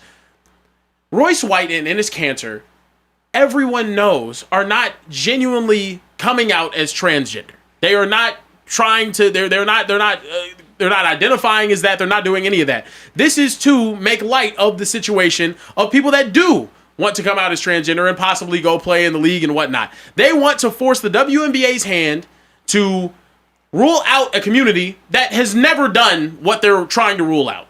And that to me is the issue. It's like, I can understand from their perspective why it's like, why isn't there rules and stipulations? But it's also like, there's no stipulations for the NFL that you can't fly, right? You can't if someone had superpowers, they could get the ball and fly to the end zone and then touchdown and it'd be a touchdown. But it's also something that's never happened in the NFL before. That's not a good example. Okay, it might not be a good example because there is the presence of it now, sure. Yes. But let's say and it's happened in other leagues, and it's happened in schools. It's happened. It's happened. Listen, man. In the United States of America, there's no man that's gonna play sports against women in the United States of America professionally. Yeah. That shit ain't happening, bro. Yeah. They may do it in other countries. Here in America, that shit ain't happening. Yeah. Like, and I agree. They are trolling for real. Yeah. Because they're they're putting them in a position because of statements that were made. Yeah. Dude, like all this, we gonna get this lawyer to, very simple. You have to be born a female to play female sports in America. Boom, done. Okay, I got a question. Done. The athletes in the WNBA that said they would be okay with it, why do you think they would say that? Who said that? I don't know. Gabby Williams, I think, was quotes. the one who said she'd be okay with it. Do you think she's saying that because she feels that's the politically correct answer to say? Because I don't let me just say this. You can be transgender, you can be gay, you can be whatever. That's fine. Be what you are. But to now try to use that and go play a sport where you have an advantage, that's not fair. And that's not cool. So you can be whatever you are. But to try to now go play a sport because you feel you have an advantage physically, I just don't think that's fair. And I wonder, would Gabby Williams still believe that if a bunch of men started really getting in the NBA and playing? Yeah. Because they're going to put the Gabby Williams up out of there. Yeah, well, I think from Gabby, and I'm not in the vein of like speaking for other people, but TJ, I could see if you were in that situation, right? You like, fuck it, bring whoever, because I think I'm better than whoever you put on the court in front of me, right? So there could also be that Trey, from Gabby Williams, regardless of how unrealistic that is. But when you're talking a man, we're physically bigger, we're stronger, we're faster. Bone density. Yeah. And so it's like, you could have that mind frame and that thought. Yeah. But if he the rubber hits the road, when that rubber hits the road, yeah. And I think that's also the thing, though. We're all viewing this from the sports landscape. Obviously, we all know that there's a difference and there's a reason why sports throughout time has been separated with men and women doing it separately because biologically we are just different. It's the truth of the matter. The way we were born, unless there's strange cases with like DSD, well, not strange, but like very abnormal cases. That's what I'm looking for. Yeah. But I think this situation, in my mind, is not a situation that really has much to do with the WNBA. I think it has to do with a community. What Royce White is doing is making light of a community. And what he's doing is making light of that community and then getting a league that has shown that they are supportive of that community to condemn that community. When that community has not had any president or had any presence in the WNBA. There just hasn't been. There hasn't been a single player there, but they want the W to condemn them from playing or stop them from playing whenever it hasn't even been an issue before. And to me, that's the thing. It just seems like they're trying to make this a bigger thing than it is. I already talked about it before. I'm not saying that it doesn't exist or it hasn't existed in youth sports or in other situations, but I said this whenever Shady was in here earlier this week. If it was in this situation, I know I'm not a father. I think all of you guys are fathers, right? Yep. If it was my kid, it was my daughter, and she's competing against a transgender girl, and that transgender girl goes out and beats her, I'm not thinking that my daughter's going to miss out on scholarship opportunities to play where that transgender girl is not going to be allowed to play because of her physical advantages. I'm not thinking that my daughter is going to have less of an opportunity to play pro in a league that does not and has never had the presence of transgender girls. But you can't say won't ever. You can say has ever, but you can't say won't ever. Yeah. And whether you think it or not, if they do allow that to happen, like TJ said, your daughter is going to miss out on scholarships. And not only if that does happen, I agree. And not only that, Karen, it's also from a dad's perspective. You want your kids to get hurt? No, of course. And not even that. Let's just say it's track and field, where it's just mano y mano, right? Racing. you have to then deal with the defeat and the despair and the despondence that your daughter is dealing with, because I came in second place to somebody that has a clear and disparate advantage over me. And that is not like, that's something that you also have to consider as a parent. It's not just like, well, look, babe, when you go to the next level, you're not going to have to worry about this. Damn that. I got to deal with your emotions right now in this in real time. And I have to try. So now she's like, well, F it. I don't even want to run anymore. So now she has cost herself a scholarship because she feels so deflated from the incident happened. Now, is that extreme? Yes, but sometimes extreme things happen. So I think Royce White, what he and Enes Kanter did initially was like, cool. It was satirical. It brought light to the situation. Like, yo, the W, y'all have an issue that is wide open. Y'all need to address this. Yeah. It should have been left alone. Because now what you've done, and you being Royce White, is... Well, I think CNN denying me this interview is them, continually silencing black women. No, but hold on, but forget the W. Bringing black women into it as a joke is completely out of bounds because black women historically have been silenced. They have been pushed to the side. You look at the women's suffrage movement, where black women were fighting to not just be racially accepted, but also accepted from a gender perspective, and that movement was co-opted by another race, and they were pushed to the backside, and then Jim Crow was instilled. So to bring in black women to something that they should not have been brought into, when you're posing, you're clearly posing, you don't actually identify that, is completely disrespectful. Shame on Royce White. That's terrible. I think what Royce White is doing, though, in this entire thing, and in this cancer, they're forcing the W's hand.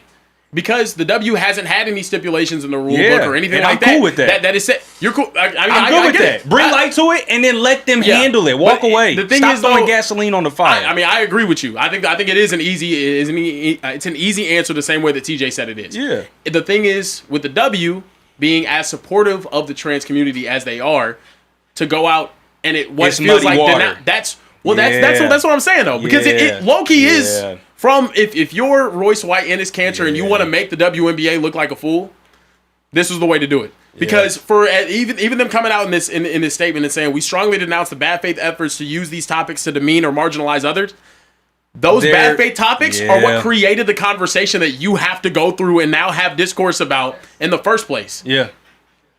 Tough. Yeah, that's fair. Like it's tough. You know what I mean? Like I think it's not as big of an issue, but I also get your point though, TJ, because I don't want it to become an issue. To be honest with you, they're bringing more light to it with these.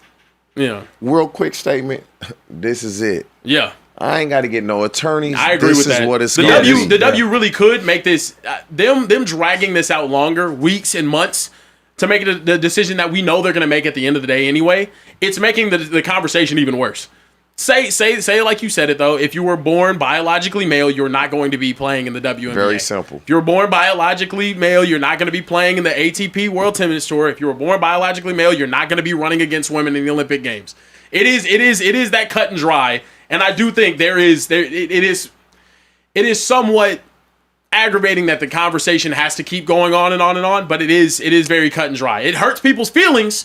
But that's also the truth of the matter at the end of the day. Yeah. You said we got some. We got some super chats, man. Let's get to these. KPZ1212 said, TJ, you got to let Acho know about Dontavian Wicks. He's sleeping on the Eagles receiving core this year. I've been telling y'all about that. I know. Dude. I know you had some thoughts. Yep. Yeah. So how you feeling about Dontavian this year? You think he has a dude? Dontavian Wicks is tall. He quick. He fast. He explode like. Yeah, Dontavian Wicks is a really good receiver. Yeah, that's really fair. Good. Fighting 185 said, I need to hear both TJ's opinions on this. Since y'all weren't here earlier this week, who would you rather pick for wide receiver?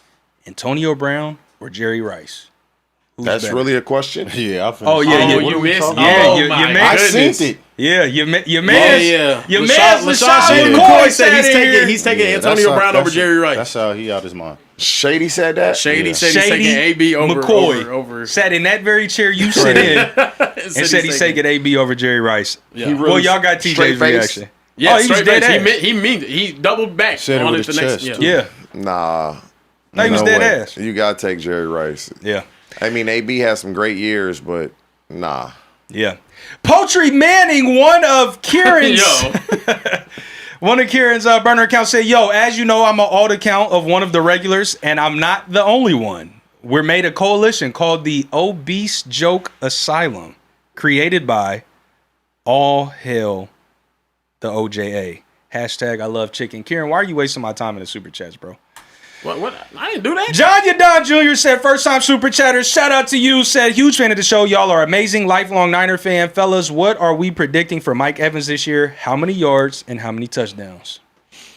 Man, I said Mike Evans could possibly have a career year, but damn, my boy already he hurt. Hobbling. He hurt. So in this offense with Kyle Shanahan, you would think he would go to work, but he got to play all 17. Mm-hmm. Last one, and then we'll keep the show moving. We got one more topic to get to. Clutch Dunk said, wide receiver versus DB battle. Who wins? TJ Hoosh or TJ Ward? Oh, we getting. Oh, I'm winning that. He is safety. He is safety. That's unfair. He don't know that I got a bad corner background, though. Come on now. Talk to him. Talk to him, boss. Let me get down to 200. Oh, yeah. You better ask about me. Seatbelt. You better ask. He said seatbelt. Hey, I ain't gonna lie. I'm winning. He a corner. Hey, I guess with receivers, too. Nah, TJ, he did his thing. Hey, He a we hitter. all know. But I could cover. I'm a cover safety. Okay. I had my years at 212, 215. I was big. Damn, how much you win right now? Right now? I'm Yeah. like a good 205. Oh, okay. But I came in, I was starting at corner at Oregon until I tore my knee up a couple times and they had to move me to safety. Oh, man. But yeah, I gets down on that corner. Okay. Okay. All right. You be surprised. I'm just saying you be surprised. You was Get out with there, you be surprised. You out there with Jeremiah Masoli in them, wasn't you? Yes, sir. Yeah, I no, remember before that, when I was at corner, it was like Kellen Clemens, D. Dix. Yeah, Dennis Dixon. Masoli was cold too. Most Why you know underrated Oregon so quarterback. well? Jeremiah Masoli.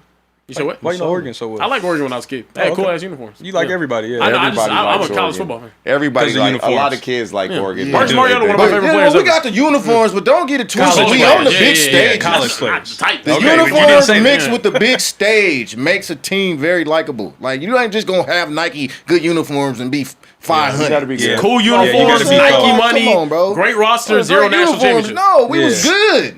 And we had the uniforms. He ain't hear it though. It's all good. Yeah, You we say gonna no keep- national championship? I did not it's say okay. that, bro. Damn, What? that's crazy, It's okay. Kieran. I heard you out my You gotta walk past him That's next to that the studio. peripheral hearing. okay. You know what I'm It's a saying? peripheral hearing. You feel me? I heard you. Kieran, Heard you on my peripheral. that's all I got in the Look, super chats. You we don't have know what to keep peripheral means. this show. Stop I acting do like know. it. No, I you do know. don't. We don't believe I you. see it out of the side of these glasses that you can't afford. Look, we're gonna keep the show pushing. We have to talk about Pat McAfee, who's in the news today. He sat next to Donald Trump at the Patriot Games, an activity for a bunch of high schoolers in the country, competing in a bunch of games in Ohio. He was sitting next to him during these. This caused a huge reaction online about Pat McAfee and his maybe political affiliation. He said, had a blast celebrating high schoolers from across the country with the heads of Disney, ABC, ESPN, and the United States of America. I'm proud all parties getting behind this important initiative to keep future generations excited about remaining active. Cheers to the incredible contestants and next year's Patriot Games. Fellas, this got a huge reaction online. Do you guys take any issue with Pat McAfee sitting with the president at the 2026 Patriot Games final in Ohio? That shit like the Hunger Games. It does look a little Hunger Games. Shit, I don't have no issue with Pat McAfee sitting with no. You grown man, do what you do. We're not gonna act like that ain't like his demographic, right? Like that's who he, that's his audience. So it's all good. It's the president of the United States, Pat McAfee. Is it shocking to you? It's not shocking to me. You do what you do. The reason you shouldn't have a problem, because you shouldn't have a problem with it, is when you saw that, did it surprise you? If it didn't surprise you, then why would you have a problem with it? And so I have no problem with it at all, because I was not surprised. I don't know how many people would, if they could be in that situation, would say, nah, I'm not doing it because this group of people aren't going to like when they see that picture with me and the president. And so if I'm not surprised when I see this in this video, and why should it offend me? Or why should anybody feel a certain type of way? And like TJ just said, this is his demographic. These are the people that have made the Pat McAfee show what it is. Is the people that want to see him do this. So no, TJ has zero problem with it at all. Yeah, I mean, it's not a shock at all that Pat McAfee was there, like whatsoever. Like you said, it is his demographic. He hasn't been like open about where he like politically aligns, but I also think we care too much about what grown men want to do politically with their own lives anyway. I think it's an interesting situation though, because there has been a lot of discourse over the past years, especially from this side, about like keeping politics out of sports whenever it's on one side of the political spectrum. But then on this side, it seems like politics, especially when you see like the UFC now, Pat McAfee, I guess Jackson Dart and whatnot. Where do you guys think, or what do you guys think this has any factor in the keep politics out of sports types of? I think a lot of the people that are way heavy on politics are really on the surface level of understanding politics to begin with. Like they look at certain things and they really don't know the depth of their beliefs a lot, right? And I think it's trendy or not trendy, but for the most part, what you do is like your religion, your politics, your religion. That's what you do. Like I don't think nobody should be offended by what someone chooses to be politically affiliated with, religiously affiliated with, or sexually affiliated with. Like, you should have no issue with anybody's individual choices to do what they want to do in those three things. Yeah. I think they're pussies. If I'm being honest with you, Pat's a great friend. Trey, also a great friend of the Trump administration. Trey, your thoughts? Trey who? Trey White, your thoughts? Listen, man, I think the whole bipartisan thing in this country is divisive in nature. Like it's anytime you have this side or the other, right? Love, hate, star, not a star.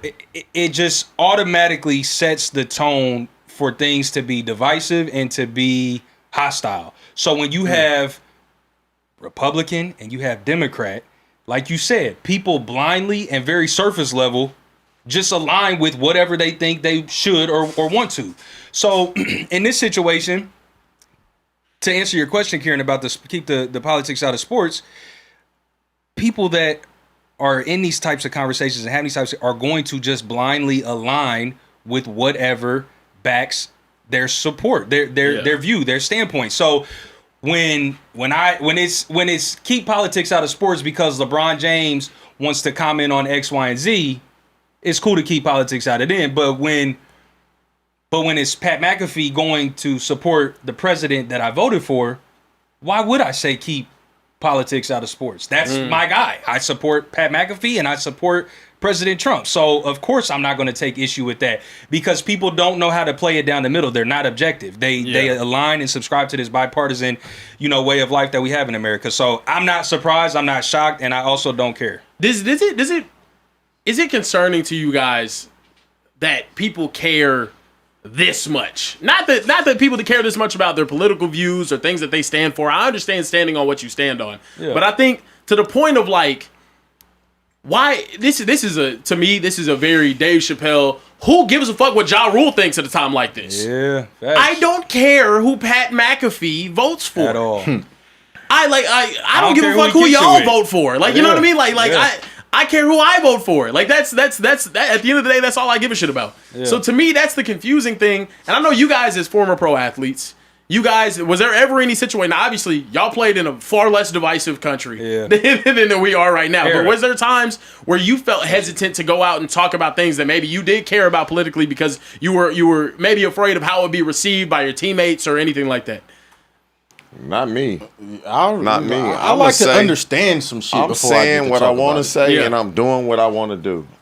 That's just me. I'm gonna say what I want to say, and I'm gonna do what I want to do. Now, obviously, I'm gonna be sensitive to certain topics, and because I don't want to hurt anybody's feelings. Like I'm not that type of guy. But you gotta do you. Because at the end of the day, nobody cares about you more than yourself and the people close to you. I'm not living my life worried about what somebody think about me. Yeah. Like, I could give a damn if I want. Oh man, I could care less what you think about me. I really, it should not matter to anybody what another person's opinion of you. Like, that really will mess somebody's day up. That so-and-so thinks lowly of you. Like, I could give a fuck what you think about me. I don't care. Straight up. Facts. I really don't get TJ, did you ever have a situation where you? I know you were like your career. I mean, I done got in trouble for saying a lot of shit. So, I mean, like TJ said, man, I say what I want to say. Sometimes at the wrong times, sometimes to the wrong people. Yeah. But in this type of situation, I never really paid attention while I was playing to politics because I was a more of an individual person. Like, I didn't really feel it was affecting me. Now that I have kids and, you know, my parents are affected by certain things. My kids are. I pay more attention to those type of things. So, to answer your question, no, I wouldn't hold back what I wanted to say or felt that I needed to say. But without understanding, I'm definitely not. Have y'all ever, like, I just thought, like, Obama's first term, somebody reached out to me. Yeah. And they asked me would I do a rally for him at Xavier University in Cincinnati. I did it. Yeah. And so it was his first term. I went out there, spoke to thousands of people. Yeah. And did you get any hate from Bengals fans or anybody around the league for doing a rally? I mean, there wasn't no social media at the time. If it was, I wasn't on. I believe that was 2007. I genuinely don't think you probably would have, though. When I was in college, Obama came to Oregon campus, and like I said, I wasn't into politics. And it was black president or not, I was just, I'm cool. Like, the majority, you feel me? They didn't call me and say, hey, I believe a lot of players now, yeah. because of the society that we live in, social media, it's almost as if you're a good player in any, you don't have to be the best player. You have to be LeBron. But if you're in a city, you play in Denver and Cleveland, I play since, if you're one of the better players on the team and a well-known politician comes to your city, they're going to have people reach out to you. Back when we were playing, there was no, how they gonna criticize you? Yeah. They really couldn't. Write an article the next day. It's gonna be in the Tribune. Right. It'll be in the Tribune. Y'all don't read the newspaper. Now it's so different because it's on Twitter. It's on Instagram. Anyone can it's on criticize TikTok. you. Anyone can say some shit and so just have it's like just hey, run with whatever narrative you they have want to be from, like, more anything. aware of what you do and say now. Yes. And it's to the point where I grew up where you didn't have to be, and that could be why I am how I am. But if I had grown up, if I'm your age, then you gotta be a little more careful what you do and say. Even me at 27, right? So I went into high school as social media was like really booming to the point where like everybody's on it all the time. Facebook, Instagram, all that other stuff. I witnessed, like, we're the first generation to deal with people's words from 6, 7, 8, 9, 10 years ago, words that they tweeted when they were 12, 13, being brought back up to hate on them. Being brought back up to judge them or to try to ruin opportunities for them, cancel them. Yeah. We're like it's the first time that we ever had any sort of shit like that. So I think it's interesting though too, because I just think people care so much about your political affiliation because they view it as such a right and wrong thing now versus before. Your opinion was just your opinion. It was respected as your opinion. Versus now, because people's opinions are public, But your opinion, my opinion has to be right or wrong. Because your opinion, being your opinion, was amongst whoever was around. Exactly. Now it's everyone. Now it's everyone public gets your opinion. opinion. No, absolutely. No, but yeah, we appreciate you guys. I know we're going to get some super chats before we get up out of here. Yep. But listen, before we do that, hit the like button, hit the subscribe button. Okay, again, I will remind you all. Acho has said, if y'all like this show enough, it's already been 5,200 of you. Oh, wow. He won't come back. Oh, come on. So for those of y'all who are on the side of the fence of like, man, this show is better without Acho. I show back tomorrow? I hope not. Unfortunately, yeah. Is it? Damn. I think so. Damn. I know. It was a great day. It's like that day where Substitute teacher. Yeah, it's a substitute. Feels like a substitute teacher day in Oh, and class. your parents lead you home. Yeah, exactly, bro. Yep. Cool. You had that first time where you had the house free and you was like driving. You know what I mean? Like when you was in like high school, like you was capable of driving, so you was able to like go pick up Shorty, bring her back to the crib. You know what I mean? It was a good little time. Read the damn super chats, bro. Yeah, I'm about to do that if you shut up, stop. All right, my fault, bro. Living your glory days. The Disciple said Russell Wilson outperformed both veterans during training camp and preseason play, prompting head coach Pete Carroll to officially name the third-round rookie the Week 1 starter on August 26, 2012. That's a pull. Matt Flynn was not making anywhere the amount of money that Deshaun Watson is making. Yeah. Very true. At the time. And Seattle it had a wasn't bad. team where if they had great quarterback play or competent quarterback play, not great, that he knew that defense was ready to go. Yeah. Yeah. Just needed a little bit to get a lot. Russ was cold, though, bro. Yeah. Even in college. Hey, can y'all not break stuff back there, It was please? very cold. Come on now. Game Killer 6, I know it was Rome. Y'all don't even have to tell me. Game Killer 619 said, first of all, good evening, fellas. Y'all had any dogs that were deep in the roster that if coach gave them a shot, they would have shown their skills? TJ, we'll start with you. See what I did there? Man, listen, there's always a bunch of guys on the team that get released and you like, they released Buddy? Like, Buddy cold as fuck. Yeah. So Buddy he may be sleeping in meetings. He may be a dumbass. He can't remember nothing. That's how them dudes get released. But there's a lot of dudes that can really play that get released. A lot. Yeah. I mean, for one, I played with a young, end up being Pro Bowler, really good safety, Tashawn Gibson in Cleveland, who was a free agent. Came in, earned a job, ended up starting, got another contract from the Jaguars and ended up playing 10, 11 years. So, I played with Chris Harris Jr., who I remember watching him in preseason when I was with the Browns. Like, hey, buddy, cold for the Broncos. Turned into a all-pro career. So, I've seen it multiple times for sure. Yeah, that's fair. Sure. Listen, Top Shotter said TJ Hoosh, pick your quarterback, 10 attempts from the 20-yard line, 1v1 on TJ Ward. How many touchdowns you getting in both of your prime, and how many are you getting right now? TJ Ward, how many stops are you getting? I'm gonna get. Hey, So pick your quarterback. You picking Carson pick your quarterback Palmer. first. He picking Carson He picking Palmer. Carson Yeah, I Palmer. go Carson. Yeah. We just gonna look at each other. I'm probably gonna get at least 9. You out your mind. Damn. That's so disrespectful. But see, TJ, But I got my quarterback. TJ was a bigger receiver, a big physical receiver. Like when we played Cincinnati, the 1 year I played him, I'm like Ocho, TJ. I was a fan coming into out of he was college, young, so yeah, I had young- a lot of young respect fella, for him. yeah. But in my prime, bruh, I don't think I give you no respect. I'm just saying I don't respect a lot of players out there. Wow. So how many stops you But I getting? say honestly, with him and Carson Palmer, I'd probably get 6. 6 stops? Yeah. Hey, Okay, man, I'm all stopping on a dime. I'm running. I'm like, shoot. 6 out of 4. I give him 4. 6 to 4. Okay, all right, that's respectable. TJ said 9. It's Hoosh. 9 out of 10 is crazy. The 10th but one a bad throw. just Bad one. He just throw. getting one. Overthrow. And the one is you're not even giving him credit. That's just I probably fucked up maybe But one it's- time. Hey, one thing Hey, about me though, even though I was, It's one-on-ones. We should win one-on-ones. that's a fact. We should win them. That's fair. See, I used to- I just gotta say real quick. Go ahead, bro. It's so nice having 2 Pro Bowlers in here, so we can have those type of hypotheticals. And it's not like, yo, what would you do against Emmanuel Acho? You know what I mean?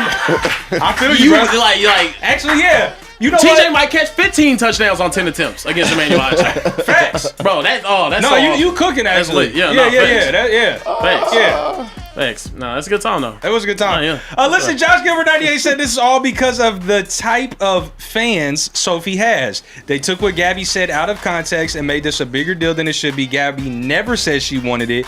Royce is a goofy. Gotta agree. Daddy Loves Cookie said, TJ Hoosh, who are some wide receiver 2 or fringe wide receiver 3s that you think can play their way into some big contracts? My thoughts are John Michie, A.D. Mitchell, and Ryan Flournoy. So, man, Danny love cookies. You kind of know your shit because you kind of went with some guys that not many know. Mechie is one of the most physically gifted receivers in the league. Just quickness, speed, explosiveness. Yep. Just need opportunity. Flournoy is going to be tough because you have CD and George Pickens. 80, so it's going to have to be 80 Mitchell or Mechie. Because you got Garrett Wilson, and then in Carolina, you have T-Mac, but you got to also know X was drafted in the first round. They just gave Coker a new deal. Yeah. So if you had to take a pick, you'd probably say A.D. Mitchell, but physically, Mechie a motherfucker. Yeah. Hey, can I add somebody to Yeah, that yeah, one? yeah. For sure. I think buddy name is Parker Washington in Jacksonville. Oh yeah. I Parker don't Cole. know if would he get the opportunity though? Man, He got a little bit of it last year. Last Yeah, year. I good, think he though. gonna get more. Parker attention. Washington can play. He can play. I was like, this He can boy play. run after the catch. He kind of remind me and Hey, don't really? He could play. Steve Smith. He a little bigger though. He is a little height bigger. wide. And Trey Harris. And again, I'm From biased. Ole Miss, yeah. Trey Harris. Chargers? Yeah. Yeah. Who's Yeah. trained him? Yeah, don't who's see. trained him? Oh, Brian too in Denver. He got hurt last year, balling. Yeah. Nah, Brian. he ain't gonna do nothing. What? Nah. I'm gonna tell you why he ain't gonna do nothing. Jalen Waddle, Cortland All of Sutton, a sudden, he ain't doing nothing. he said 3. Number 3. But nah, he ain't doing nothing. He ain't gonna get enough opportunity. Yeah. Yeah. Not with that It's offense. football. That's fair. Xavier Ramos said, "Who start bench cut quarterbacks you want throwing you the ball? A-Rod, Brady, and Breeze. And my same God. quarterbacks for Ward, but start bench cut them as quarterbacks What? you don't want to face in the game. Hashtag pay Trey. Appreciate you, Xavier. Damn. Also, change your profile Brady, picture. Breeze, Do you and see who's the that? third Come one? on, you can't even do that because I'm looking like, I can't okay. see. I can't see. I'm starting. Yeah, there you go. I mean, you gotta start Brady. Yep. Should I guess I'm benching A-Rod and I'm cutting Breeze, I guess? But fuck, I'm getting busy with all 3 of them. Yeah. Yeah. That's the same order, right? Brady, the motherfucker, you don't want to see You don't him. want to see Brady. Not scared. You don't want to see him. Yeah. A-Rod. You know, we did hold A-Rod to 70 yards passing, so I might have to go. I might go Breeze, man. I might Damn, go and cut Breeze. A-Rod? Okay. And cut A-Rod. Just my personal experience. That's fair. Just Listen, my personal Can't nobody experience. take that away from you. Yeah. Keeping it moving. What G30 said, Trump and Michael Irvin TV show 47. Acho Logic will return. Hacho Logic is returning. Central Cast, our Weird weird cousin, cousin I had man. to block yesterday on Instagram. wow. You You lying. block him. No, I did. I blocked For him. what? He was being disrespectful? No, he wasn't being disrespectful. He's weird. He got overly weird. And he got too weird. And he sent me a creepy ass picture and said, "Good night, Trey." Oh. Yeah, he's a weirdo, bro. So he got blocked. Yeah. The funniest thing is Trey being in the hat, even in bed, bro, because he don't want to show the forehead. That's actually great. Yeah, look, there it is in the background. Damn. What'd he say? He said in the super chat though, regulars, I got something to get off my chest yesterday. I was he's speaking about the incident. I was blocked by Social Good Night for giving him a good night. So I need everyone at the end of the show to say good night to Trey. Good night, Trey. Blocked. Yeah, blocked immediately. Blocked. Damn. Then he also goes on to say, let Carebear read this. So Kieran, I know that's not your strong suit, but I take got it you, away. man. I'll Victor. try my best. I'll try my best. There you go. Trey, unblock me, bastard. And follow me back, gang. I was just playing in your DMs. Come on, bro. See what I'm saying? But I just wanted to say this last thing. Good night, Mr. White, and have an amazing night. Oh, wow. See what I'm saying? Sleep tight. Don't let the bed bugs bite. You just earned yourself another week on the block list. Congratulations. Listen, hit the like and subscribe button before y'all get out of here. Make sure y'all share the live next time we go live, which is when, Kieran? Tomorrow on night, now. we're going live at 11:15 p.m. Eastern, 10:15 p.m. Central, 8:15 p.m. Pacific time. And sadly, For sure. Nacho will be back. For sure. It was a great time. TJ, wish you were here every day, man. Man, look. I ain't a phone call away. That's what I'm talking It is about. nice to have two. Hit me on my It is pager. nice, If It's nice it's to have major. two elite players in here. You Yeah, know what I mean? it's nice. Just Yeah, not it's- one elite and Acho. You know what I mean? It Yeah, is what it is. yeah, But feels look, good, yeah. make sure you guys hit that like button, hit that subscribe button, hit that bell Do button to it. be notified when we go live next, which we just told you the times of. Here in the Speakeasy, we do not respect Mountain Time, and we never will unless Trey's daughter is in the building. That's it. That's the only time. Actually, do we respect Mountain Time? Hey, I got a lot of respect for Hold Mountain on. Time. Oh, yeah, well, I I'm forgot. saying, TJ Ward's here. TJ I Ward got a is lot of Go respect for live Mountain at Time. 11:15 p.m. Yeah. Eastern, 10:15 p.m. Central, 9:15 p.m. Mountain Time, and 8:15 p.m. Pacific Time, because TJ won a Super Bowl there. Look, It's a great time, though. for Kieran, Hickey Simple. It's okay. For TJ, All right. Houshmandzadeh. It's okay. For Bossman, TJ Ward. For Social Forehead. And everyone in the back, make some noise in the back! Shout out to the gang in the back. We'll see you guys next time, right back here in the Speakeasy. Hasta mañana.